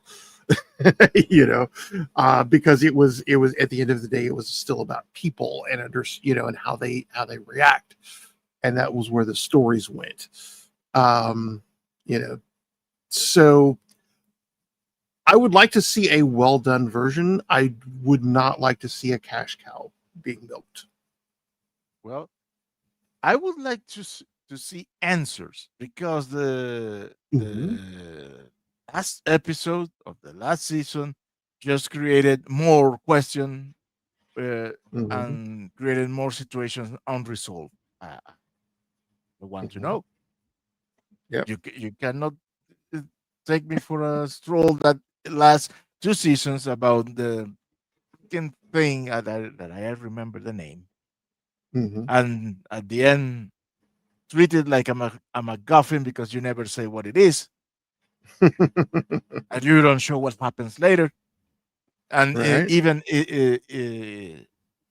integrate more strange things into the stories. You see aliens in colonized worlds, and they show them, but they don't say anything about them. And They tell you that there is another species that is preparing to wage war against us, but you don't see them. Well, I don't need. I want answer. I want see things resolved. If they can do that, please do. If they are not going to do that, then don't even bother. Yeah, Yeah. I agree. Let's see. What's our next one here? Okay. This next one, some of you may have already heard this, but I mean, I feel the need to discuss this. According to reports, actor Jeremy Irons has now joined the cast of the Highlander reboot, starring Henry Cavill. Now,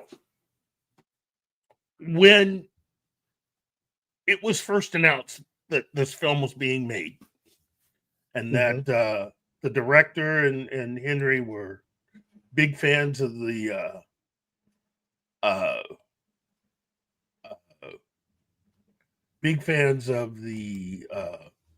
original film,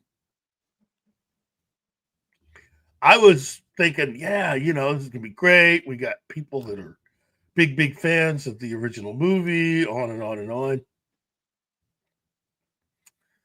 Well, Irons will be the second villain of the movie. Okay. Dave Bautista is the one that will be playing Kurgan in the film. So people have been trying to figure out, well, then what's Jeremy Irons doing? I know. I know.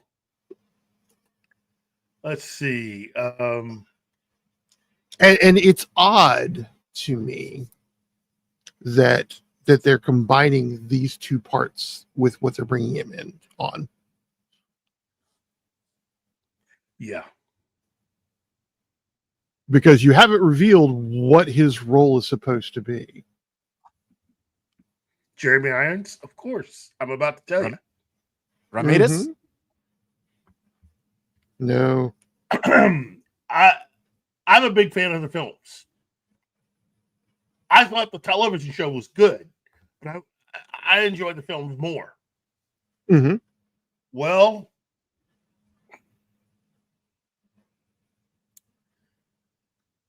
according to the article, Hollywood Reporter, let's see. Here we go. According to the Hollywood Reporter, it says this. In a part that could be juicy, Irons will play the movie's other antagonist, the leader of a secret order called the Watchers. The Watchers. Oh my! I keeping an eye on the Immortals and see them as a threat to humanity. Okay, I can go with that. They are adapting part of the television series. I don't know how I feel about that. Because, again, I thought the TV series was all right for what it was, but I enjoyed the fact that both of them seemed kind of separate. I didn't like adding the Watchers to the mythology of Highlander.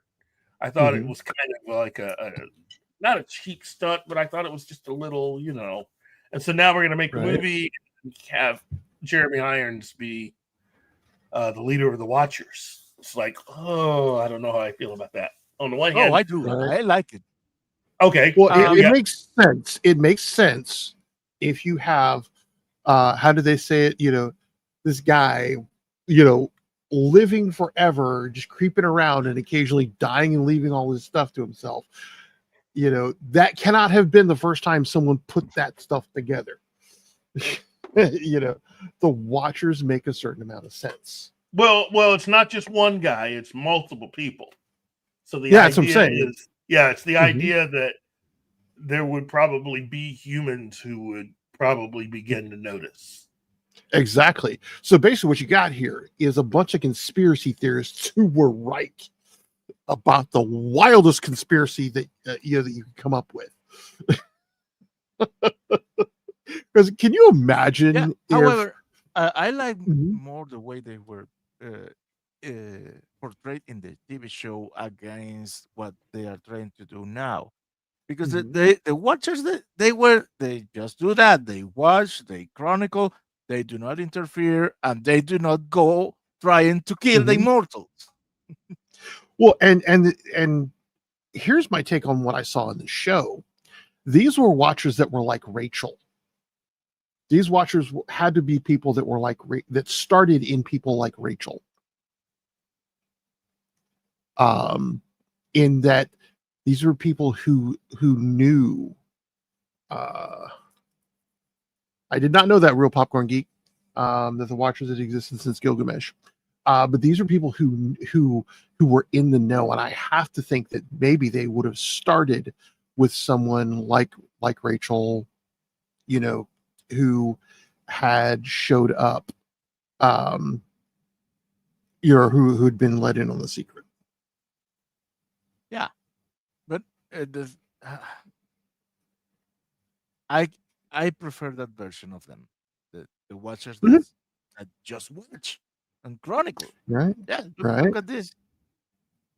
And yeah, it makes sense that they keep it a secret because imagine the chaos and the panic if something like that were brought to the light.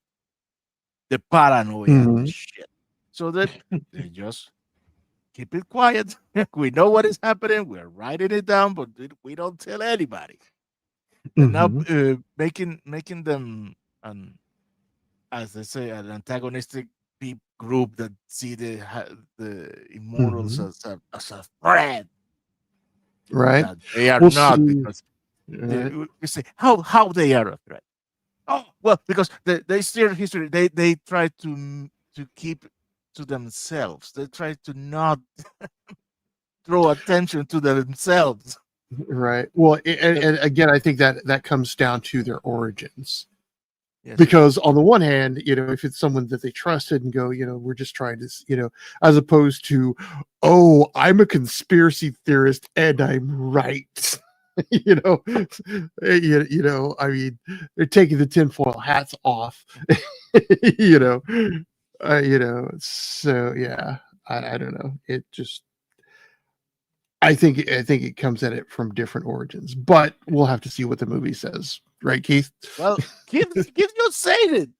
The Watchers are an antagonistic group that sees the immortal as a threat to humanity. Right. That is wrong. That I think that is bad writing. Hmm. They shouldn't have done that. Right. If We'll have to see how if it they were works. going to integrate that line into the new movie, they should have Hmm. kept them as they were because it makes more sense. Yeah. Like I said, I'm gonna want to wait to see what they do with the movie. They have been fighting so much with that movie that I don't know what to expect at this point. Yeah, what is Albert Broccoli got a big hand wave from Josh Lindbergh flying over his dead rural farm. Whoa, nice. Huh. Cool. Very much so. Wow. See, we go away for a bit, come back, got all kinds of news and other goodies. Look, before the end of the year, we are definitely headed into New York Comic Con, and I'm pretty sure that once we get to New York Comic Con, a lot of this stuff will become clearer. Right now, Mhm. we can go off of a lot of speculation. Uh, I know that. Well, I, in my I view, go ahead. speculation ends at the box office, and then Very starts true. the real fight. That's true. Well, look, having someone like, for instance, jumping back in Highlander, having someone of the caliber of Jeremy Irons, and when you look at the cast that they have, I think that is a stacked cast. Forget that this is a remake of a film that has been enchanting people since 1986. It's Henry Cavill. Mm-hmm. It's Dave Bautista, Karen Gillan, and Shannon Hansu is also his. Well, Keith, we have Yeah. a stack cast too on Batman versus Superman. Which has Cavill and Jeremy Irons, and look how that ended. Yeah, but I mean, it's a different creative thing, and also, I just think that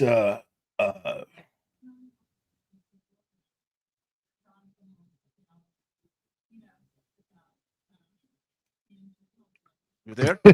Don't leave us Yeah. in Sapinski.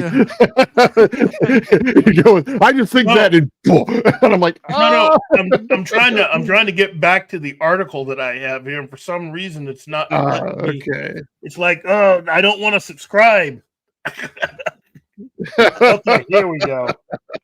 Dang. Okay. I do not want your newsletter. No. It's basically, as of right now, they have released Henry Cavill, Russell Crowe, Marissa Abella, Dave Bautista, Karen Gillan, and Jaimin Hansu, and just added Jeremy Irons. Now, what I understand is that Russell Crowe will be playing the part of Ramirez. Marissa will be McLeod's love interest in current year. Karen Gillan will play his wife from his first wife, Mm. who he will be with when he meets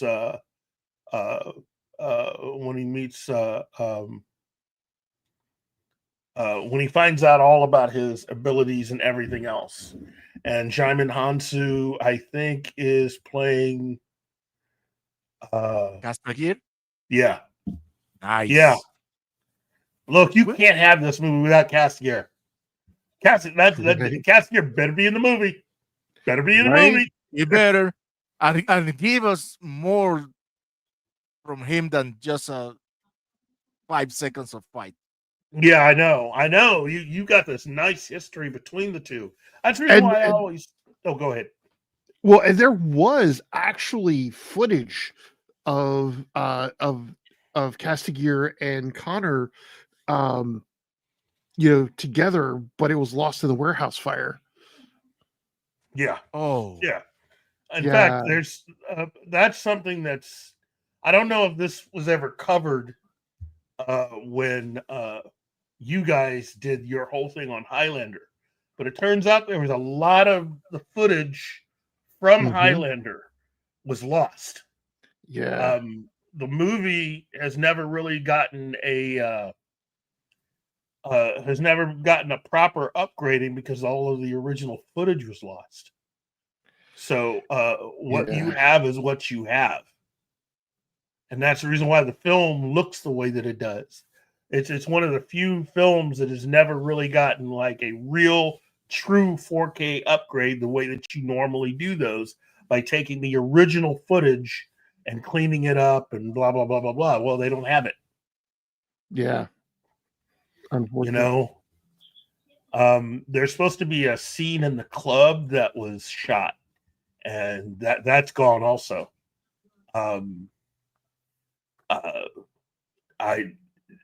It's one of those little known facts about the original film they don't talk about very much.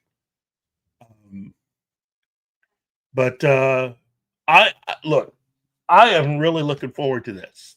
Mm-hmm. I know I keep talking about remakes and everything else, but I'm really looking forward to this because Chad Stahelski is a big fan of the original film.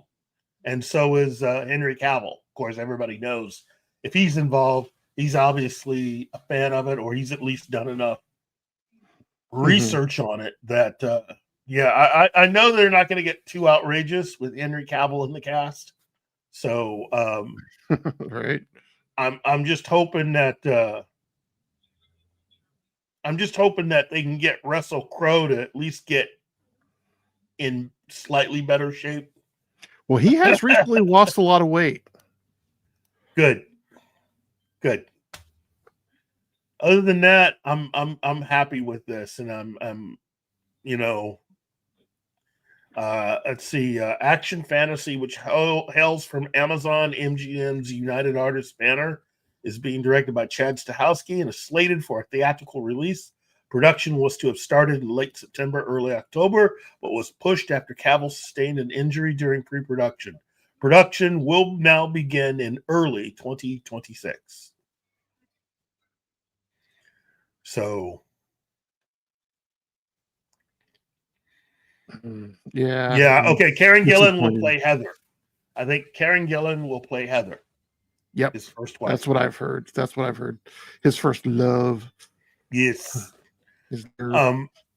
Which, according to the mythology of the original film, technically he ends up seeing again. Huh. Oh, you didn't know that? I did not know that. Yeah. Reincarnation, kids.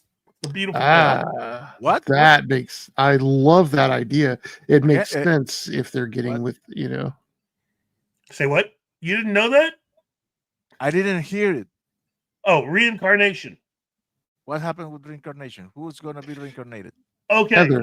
Have Heather. you seen? Yeah, have you seen all the Highlander movies? No, they shouldn't.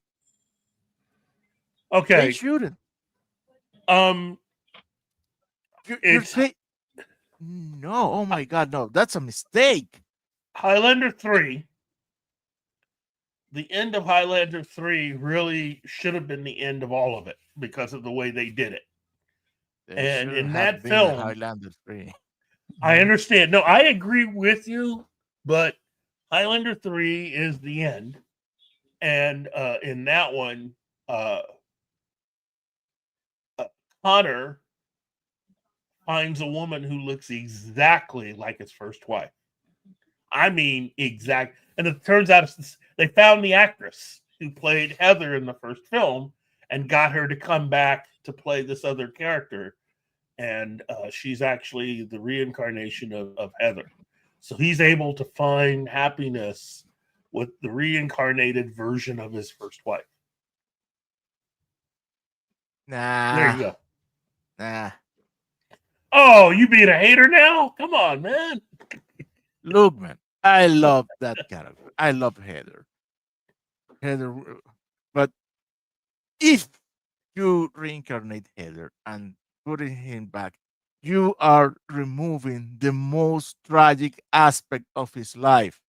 You can make him being He's happy. not suffering enough. You can make him find happiness again with another person, and that is a better message telling that your life doesn't end with your past.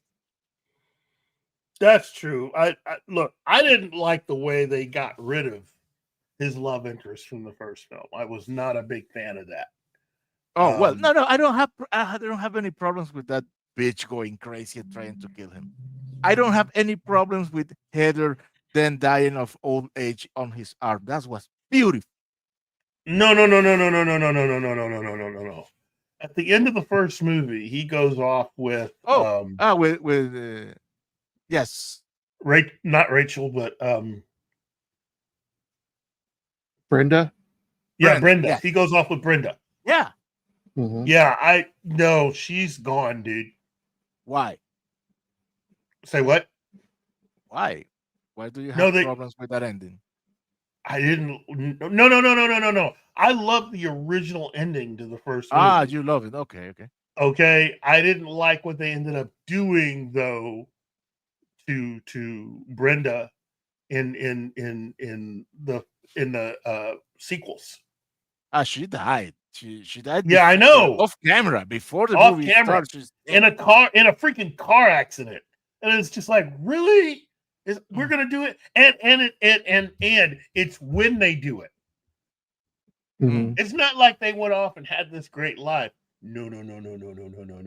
You really want to be hearing this, everybody? Spoiler alert! Let me just put the it movie up is. I know, 30, but I still want to. I old. still want to do it. I want to do it. I want to be nice. It's gonna be nice. Spoiler alert! If you've not seen any of the sequels beyond the first movie, Brenda, who I'm assuming Marissa Abilla will be playing. You remember the end of the first movie in the Scottish Highlands? Yeah. That ending with the two of them? Yeah. Yeah, that's where she dies. Ooh. At that point? Yeah. Yeah. They're on vacation in the Scottish Highlands.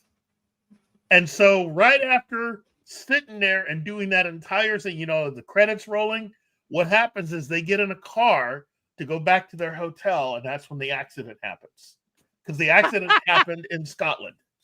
Because fuck you, McLeod. That's right. Yeah. I mean, there is tragic, and then there is you're just not allowed to be happy because the writer's sucked. I hated that. It's one thing if she had gotten sick or if it was a random accident. Oh no. A writer decided, wouldn't it be great if we just sort of got rid of her? Just killed her off right in a Highlands. random car accident. Yeah, no. In the Highlands, the scene that everybody loves with the two of them together. And wouldn't it be great if we just ruined that scene? yeah, we're just gonna ruin that scene. It's just like, well, she's dead. Yeah. Wouldn't it be cool if we were all edgy and and decided to make just kill this character off at random? I mean, that would be like if the first Star Wars movie ended and as soon as you find out that as soon as everybody stopped applauding, Han Solo just fell off and hit his head and died. Oh no! Even worse.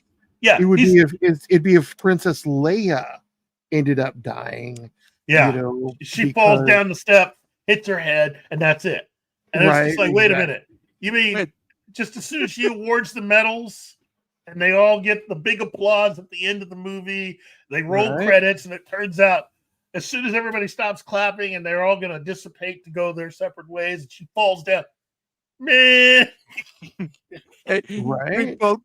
Real Popcorn Geek says in Highlander Endgame, a deleted scenes revealed that Jacob Kell had killed Brenda. Now, here my fan theory. Instead of that, imagine if it was Rachel. Say, no, now Connor is mortal. Now I can have him. Yes. Die, Brenda, die. Well, now here's my final little bit before we leave. Today is the 66th anniversary of the premiere of Rod Serling's Twilight Zone, everybody. And I got to say, it is not easy to measure what Twilight Zone has meant to television and to fandom. Okay? Mm-hmm. I mean, I'm going to put it out there. Without Twilight Zone, a lot of what we really love with television and other things, it doesn't happen. It just doesn't happen. Twilight Zone is the gold standard of what all TV should be. Not just genre. All TV should be. And what Rod Serling did with that show, I mean, this is the kind of, I don't know, monument really to really just well-made television that you just don't see nowadays. And for a show that lasted as long as it did, remember, we're talking 1959 to 1964. The number of just well-written episodes. Serling was a great writer in his own right. Yep, veteran, great writer. He used the show to explore science fiction and fantasy and horror. And to me, if I had to, there's one episode that to me is the perfect Halloween episode. Mm-hmm. and that's To Serve Man. Oh yes. Okay. Ah, you see? Yeah. We No, I feel you Twilight there. Zone fans, we can get each other just by mentioning the titles of just some of our favorite episodes. But We'll To see. Serve Yeah. Man. Oh yeah. Yeah. See, and That and I love that To Serve Man is both the title and the punch of yeah. that Yeah, episode. You know? I don't want to give anything away to those of Yeah. you that have never seen it, especially a lot of you young ones out there. You could learn a lot from this show. And anybody that's working in Hollywood right now, drop what you're doing and watch this show if you've never seen it, because it'll But teach you a lot. Yeah. Jordan Peele took it, and he was doing well with Twilight Zone. He was number 3. He was the third person that took it. It was The number 80 number better done. His run was horrible. I still think outside of the original run, the only run that was on the road to being like the original series was the one in the 80s. Yes, The one that J. Michael Straczynski, the creator of Babylon 5, did. That was his show. that was the my first exposure to the IP. Then I saw Really? the old one. Yes, Oh, wow. That Oh, is that's cool. like That is What? really kind of cool. yeah. I saw first the 80s, and then I knew that it was there was a previous run, and then I saw that.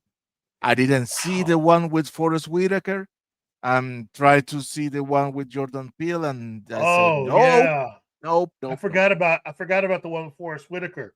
So Jordan Peele's is number 4. It's the 4th time they brought it back. Wow. yeah. Okay. And that just kind of gives you an idea of how strong that show's legs are. You know. Yeah. Well, I mean, it was strong enough to provide some of the backbone writers for a show like Star Trek, Mhm. 2 years later. That's the other thing about Twilight Zone that I say is really important about it. The writers from that show could write for other TV shows.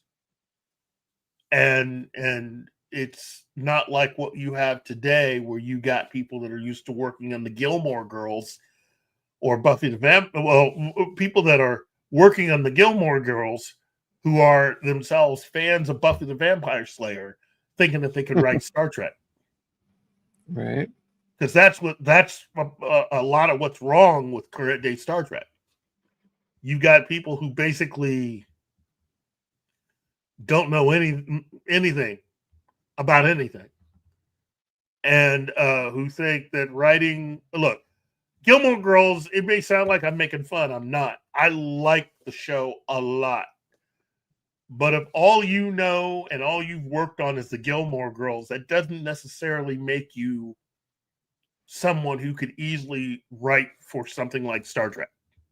no, Well, it's like yeah, no. that's like being being a certified mechanic trying to diagnose a heart problem. Yeah, absolutely. That's good. That's good. I like that. Look at you. I've been using that one for years. Bear in mind, Keith, I used to work for customer service, and I have people calling in, saying, "Well, my so and so did said such and such." Is like, yeah, well, here's the thing, that's like having having your car mechanic diagnose your heart, your chest pains. It's not a good idea, because. The whole thing was just quality. No, seriously, Twilight Zone was just quality. Being an anthology series, to me, it's the best of all the anthology series ever. Yeah. And it's a show that had people like Bernard Herrmann, Jerry Goldsmith, and Leonard Roseman working as composers on episodes. Okay. Mm-hmm. Bernard Herrmann is just one of the greatest to have ever picked up the baton. You know, that guy is a legend in Hollywood with music. Okay. He is one of the ultimate he's one of the ultimate composers, especially for Hollywood at that time.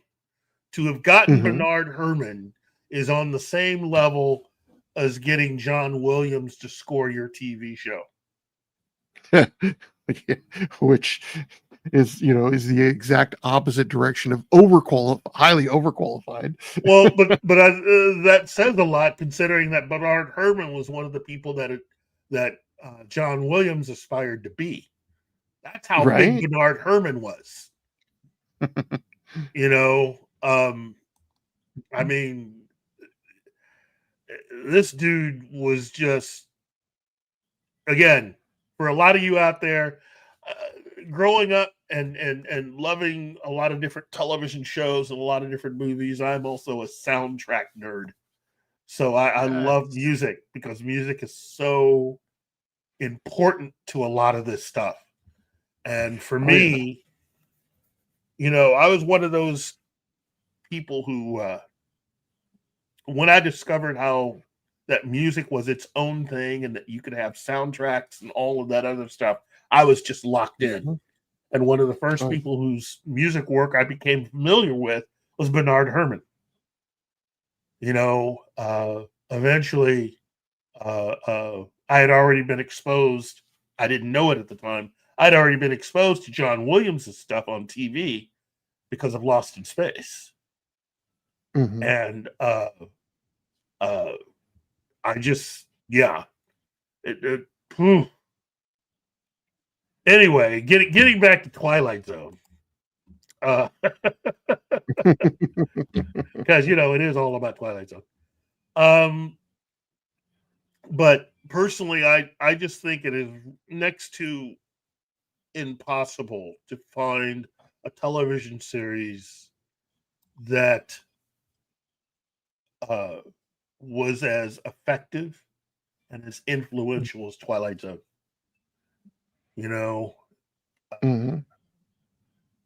I just think that depending on really what you're searching for, it would be hard to find any modern day person who could match the intelligence and the wherewithal and the timeliness of the writing that Rod Serling and his writers were able to accomplish with every episode they did of that show. I mean, some of that stuff, you're talking immediate. Something would happen in the news and they would find a way of turning that into an idea for an episode of Twilight Zone that they would have on within a few weeks. Yeah. I mean, I think the closest thing as far as speed from the front page to an episode, I think the only other TV show that's been able to accomplish that is probably Law and Order. So yeah, I gotta say, Law and Order has some very good, but when you're looking at trying to compare to Twilight Zone, that's just hard. Yeah.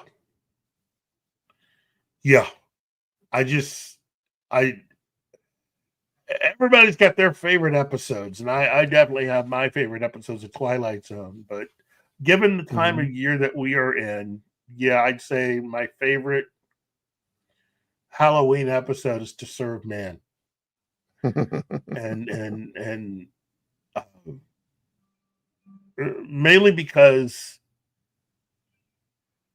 especially to show it to anybody that's just a younger person who aren't as familiar with black and white TV shows, and just sit down and watch it and just to see the look on their face when you get to the end, or get to the punchline, and it's just like, oh my god, oh my god. Well, I don't know because the the Simpson they made their version of it for the Halloween Treehouse of Terror. Yeah, Treehouse of Horror.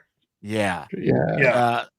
So I mean, and I can't fault the Simpsons for having a good setup. Oh no. That was okay. But what I'm saying is that maybe younger people wouldn't be that surprised with the twist because I saw that in The Simpsons.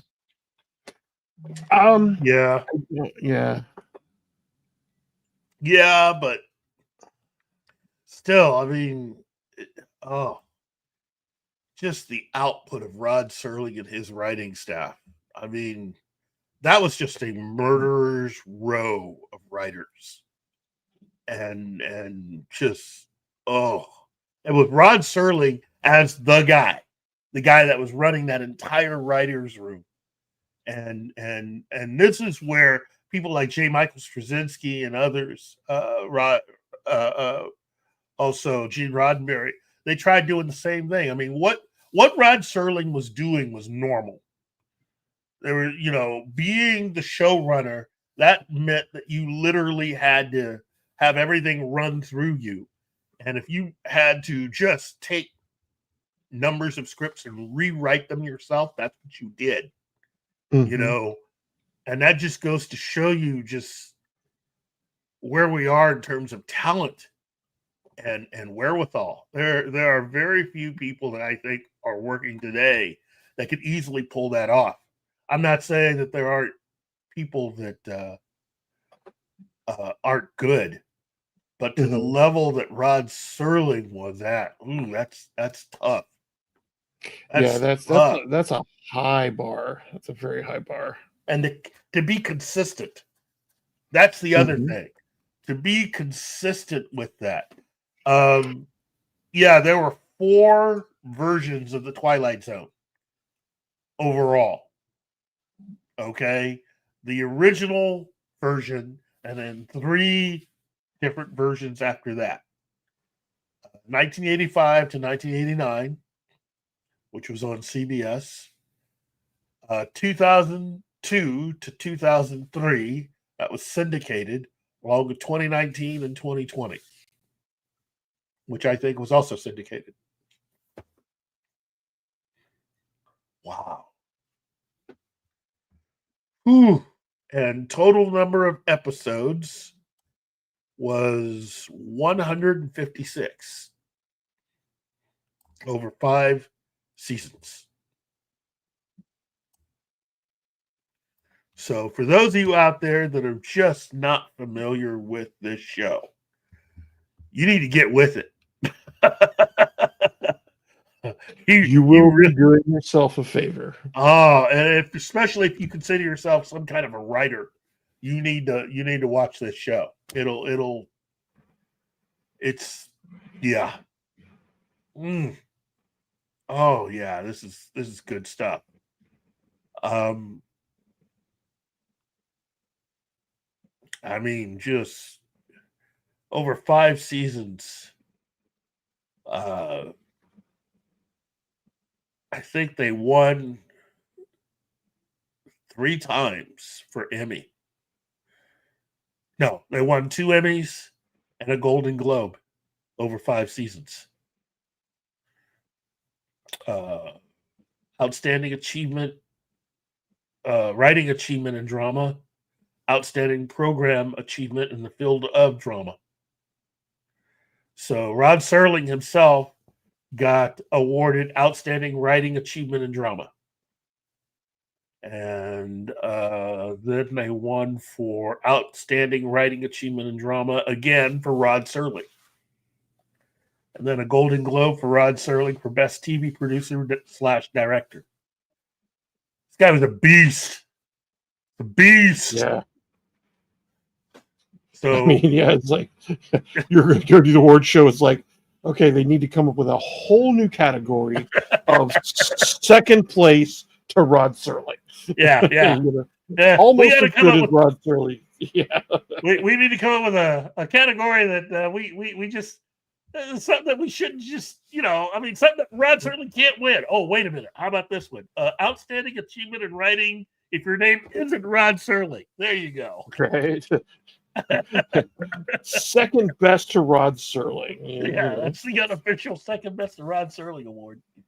Right. But no, I think everybody out there has their favorite. But hopefully a lot of people in the chat will give us theirs. Oh, what's this? They're talking about Craven the Hunter? Really? Ooh. Oh, I'm far back in the chat. Sorry. I would say that's What a waste of acting talent was that movie. Yeah, and I had to warn somebody who was going to watch that, and I just said, be prepared to. You're finally about to sit down to watch the worst of the non-Spider-Man Sony movies. so. In the words of Wesley from Princess Bride, get used to disappointment.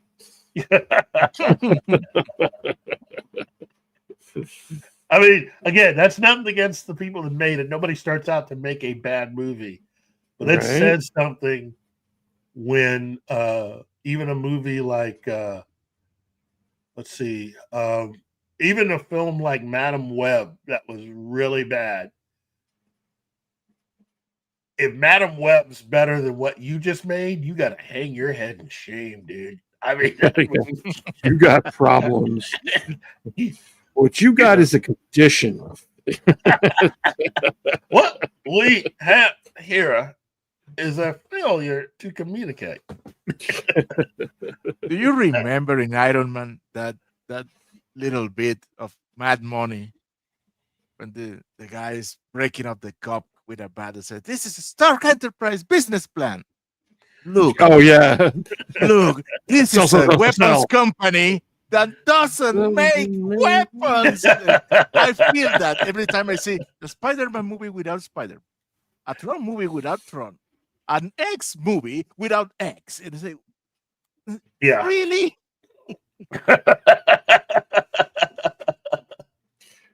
I mean, the only franchise that can feasibly get away with, let's make an episode without our main character, is Doctor Who. Yeah. you know, because one of the best episodes in Doctor Who is a Dr. Light episode.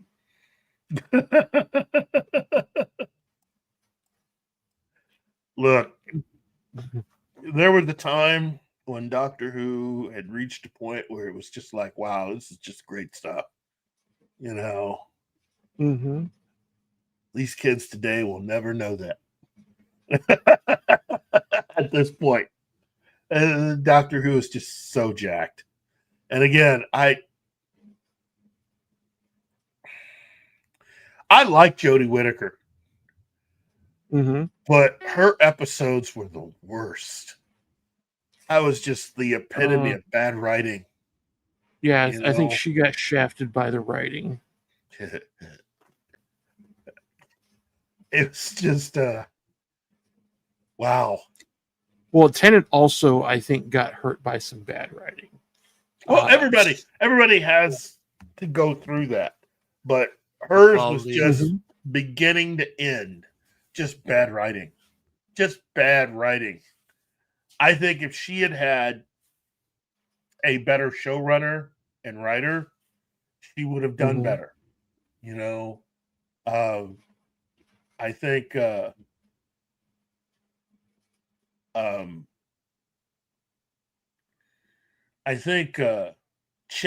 Chris Chibnall, he was just a disturbed fan who found a way of being hired as showrunner. Because that dude was just bad. He was like the opposite Rod Serling. Bad. I mean, God, he was bad. I mean, he put so much stank on Doctor Who that when they got Russell T Davies back, that stank just sort of affected Russell T Davies' brain. and then he started writing bad. He was just trying to recover from what he was dealt and just got infected. I mean, that's just Shooty Gatwa. Talented young man, but wow, just that's too bad. You know, Yeah. that was just too bad. Gambit, Doctor Who has become transgender. Let's face it. Doctor Who is whoever's controlling showrunner is. Mhm. It is whatever that person decides it to be. You know. Well, I mean, and I'm sorry, you know, the Master swapped genders. You know, Missy, and that was so well done. Yes. you know. I mean, so I mean, yeah, you're dealing with an ancient race who regenerates on the regular. You know, is it? You know, and also, is that a bad thing? It's not a bad thing, but they did it badly. Well, Yeah, and about the swapping oh, genders, I think that is not a problem per se because it happens after his last natural regeneration. He was added a new regeneration cycle, and you can Okay. say that it's an intended consequence of something artificially done to the Doctor, so that can jump from one gender to another without notice. I don't have any problem with that. I'm having You know, problems. mhm. I'm having problems with the female doctor stating that she is better than a male doctor just that's the because writing. she's a Yeah, female. yeah, that's the writing. That's Yeah, that's chin balls. That's what I said. It yeah, is not a good, it is not a bad idea, but it was done badly. Yes. yeah. I think it because I like that theory, Martin. I'm digging that theory. That's pretty damn good. Well, what about all the references that were made Mhm. about having been both sexes prior to that? And I'm not even talking Peter Capaldi. I mean, all the way back to David Tennant's original run. You know, there were Mhm. references that hints that the Doctor wasn't always male. You Right. know, Or the not and all again, Time Lord. Yeah, yeah. I don't mind the change in sex. I just wish it had been better. Oh, okay, here's a good example. Under that same guy who can't write, you had, I think her name was Jo Martin. I loved Mhm. her. She was fantastic. I just didn't like the way that Chernobyl I can't write guy wasn't able to write the Doctor for Jodie. I'm sorry, Mhm. Jodie Whittaker is an incredible actress, and she Oh deserved yeah. way better than what she got. And I understand her loyalty to him. It's just that Mhm. Homeboy didn't treat you right. He just didn't. He he Yeah. he did her wrong, and I feel bad for her. I really do. Uh, Jo Martin, though, I love her. You know, outside of Jodie, I think, look, the best thing to come out of that era is having Jo Martin as a doctor, a version of the Doctor. I love that. Love it. But the whole thing, every episode was just bad. It was just bad. It was like he was just trying to outdo himself from the last episode he did. And let me just say, congratulations, dude. You achieved what you set out to, if that was it right there. To make each episode you wrote worse than the last ones you put out. I mean, Lord knows. I mean, it's hard enough to try to be consistently good, but between you Mhm. and the people currently writing Star Trek, you guys have turned it into a true art to be as bad as you are. So there you go.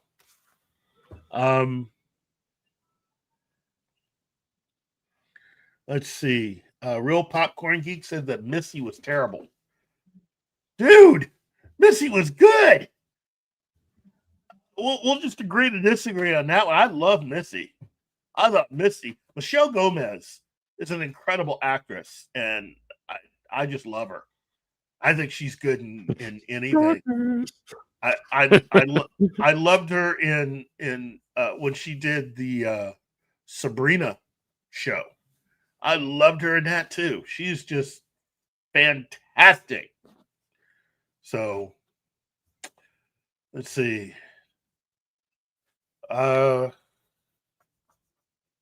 Real Popcorn Geek. Okay, dude. Okay. Nope. We'll just agree to disagree. I think that's today's show, everybody. We went 40 minutes. Yeah. Well, I just want to say it's always great doing the show with you guys. Hopefully, we got a lot of you out there thinking about certain things, especially when it came to Tron today. I think everybody's got an opinion, but I hope we've been able to stress to you how important it is for this opening weekend of the new movie, which will be next week. So Yep. it's opening next week. Oh my. Yeah, it's coming up quick. Suddenly Martin turns into George Takei. Oh my. Oh my. Yeah. 10/10/25. So it's it'll be here before you know it. Right.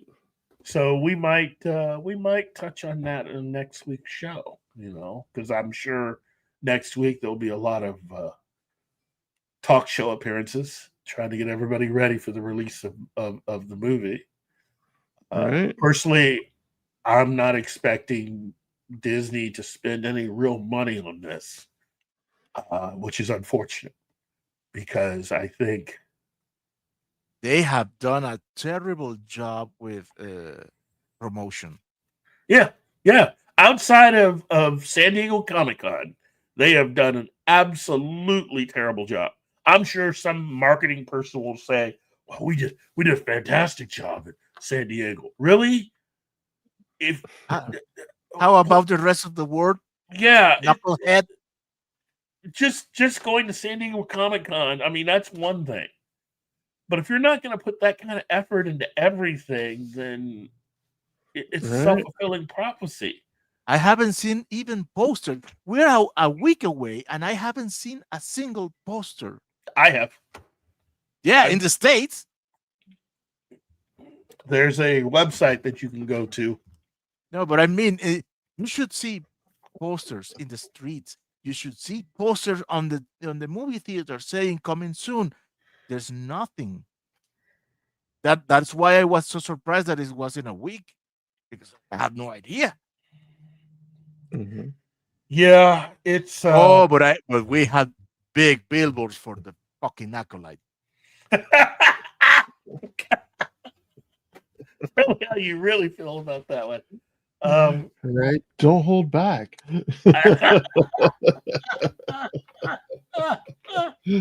Oh my goodness.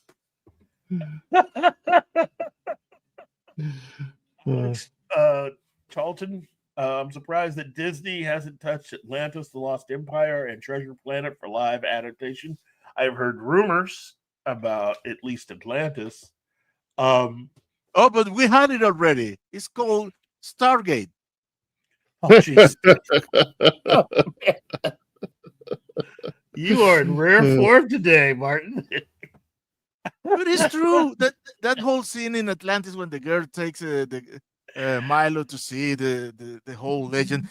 That's what happened in Stargate when the girl takes the oh my God, Daniel to the wall and explained all the shit that happened. It's the same thing. but instead of water, it's sand. Wow. I mean, Stargate even Wow. has an Atlantis, so, but You know what? I never thought of it like that. You got a point there, my man. Okay. like I say, I got to hand it to Martin when it comes to fan theories. He's got him down. It's not a fan theory; it's a fact. That those are the same scene. Exactly the same Man, scene. you are In fact, Same thing. Milo, the character Milo, was designed after Daniel. Hmm. Disney said it. You are a total savage. You know that? You are just savage.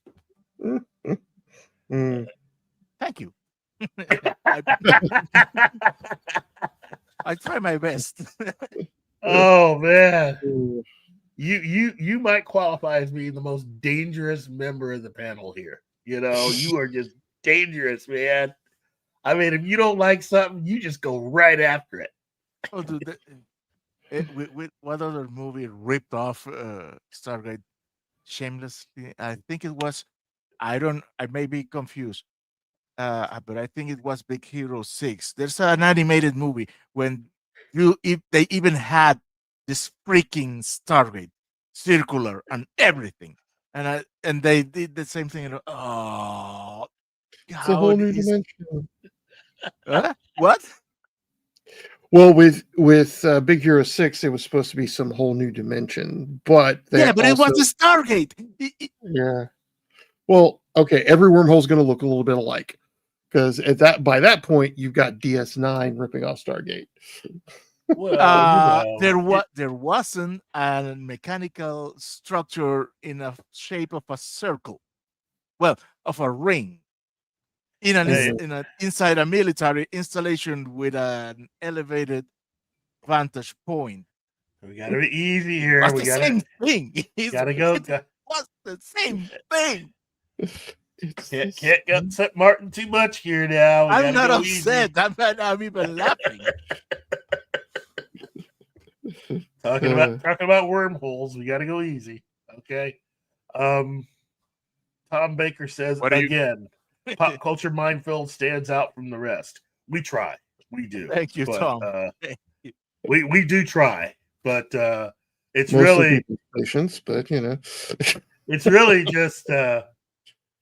just Gary and Anima killing it almost every single time. So I try to keep up. And the chat. Yeah, we have really good chat.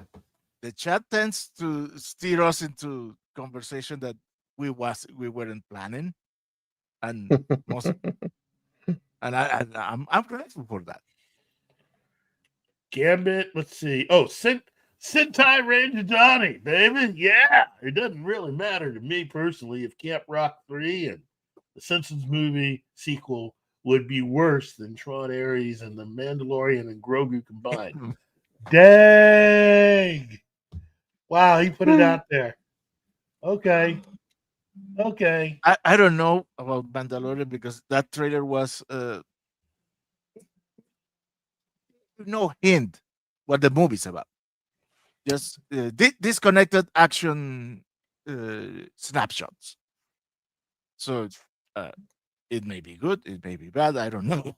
The trailer doesn't tell me anything. Right? It wasn't meant to. It was just to tease you a bit, you know. We'll call this Disney's next to last ditch effort. Really, it is their last ditch effort because once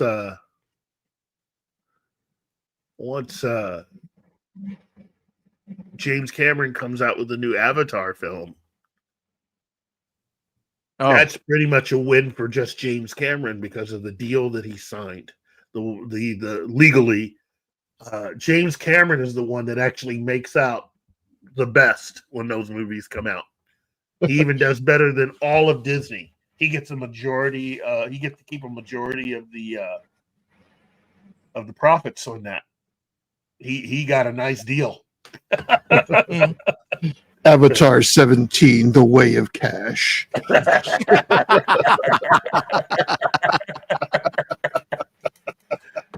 Ooh, piece of candy. Ooh, piece of candy. Ooh, piece of candy.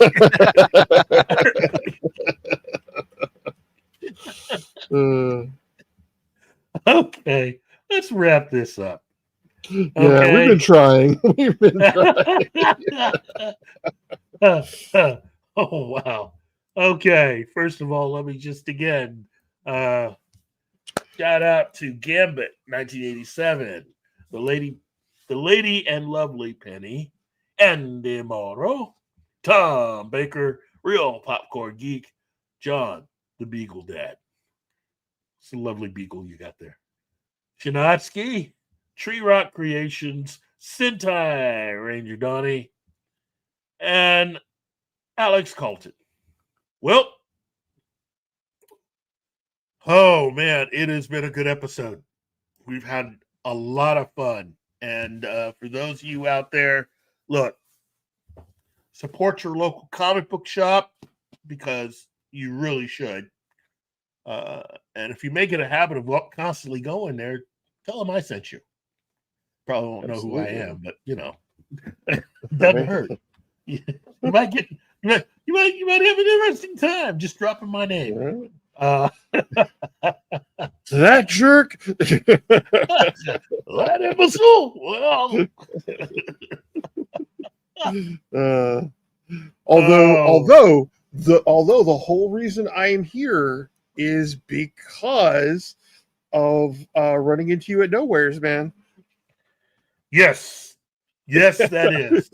Has nothing to do with the fact that we've known each other for far longer than I've had kids. So right, but no, I mean this whole thing. I mean, this would not have happened if we hadn't run into each other there. That's true. That's true. I mean, that was that you know.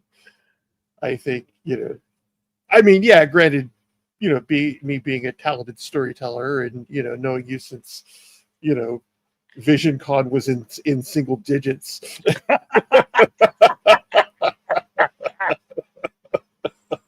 Oh, wow. Oh, wait a minute. Sentai Ranger Donnie has, thank you all. Till next we meet, remember, no matter which side you're on, we're all human beings. I love you all. Enjoy the MLB postseason. Go Cardinals. Go,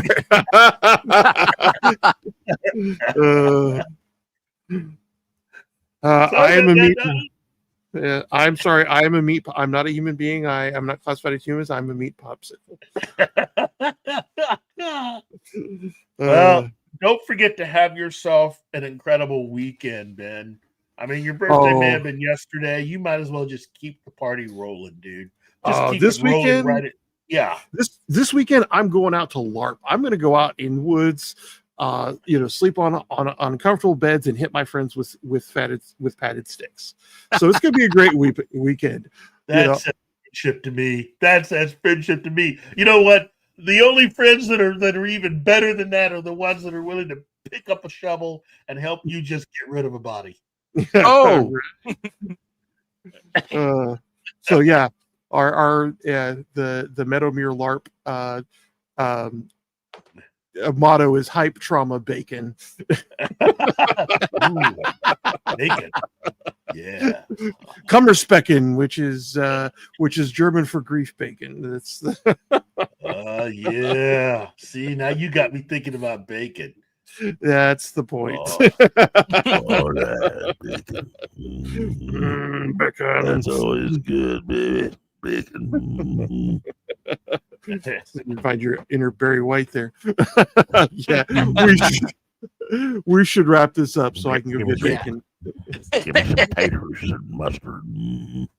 Anyway, yeah, we should wrap this up. Thank you again, Sentai Donnie. You are too kind. So everybody have a good day today, and if you can, spare a positive thought towards Ben for his birthday weekend, and do yourself a favor. Catch an episode of the original Twilight Zone series. Preferably sit down with someone who has never seen it before and watch to serve men. You'll thank me later. Later. See ya. Bye, everybody.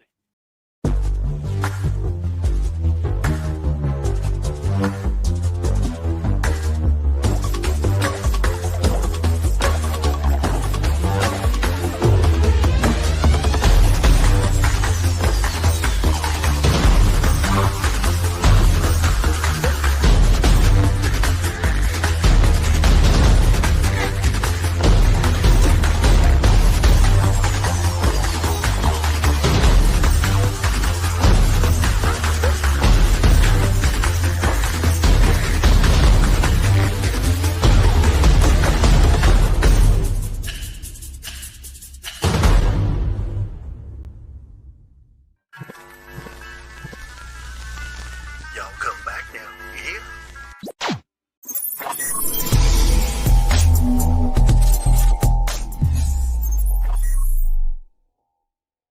Matt Damon.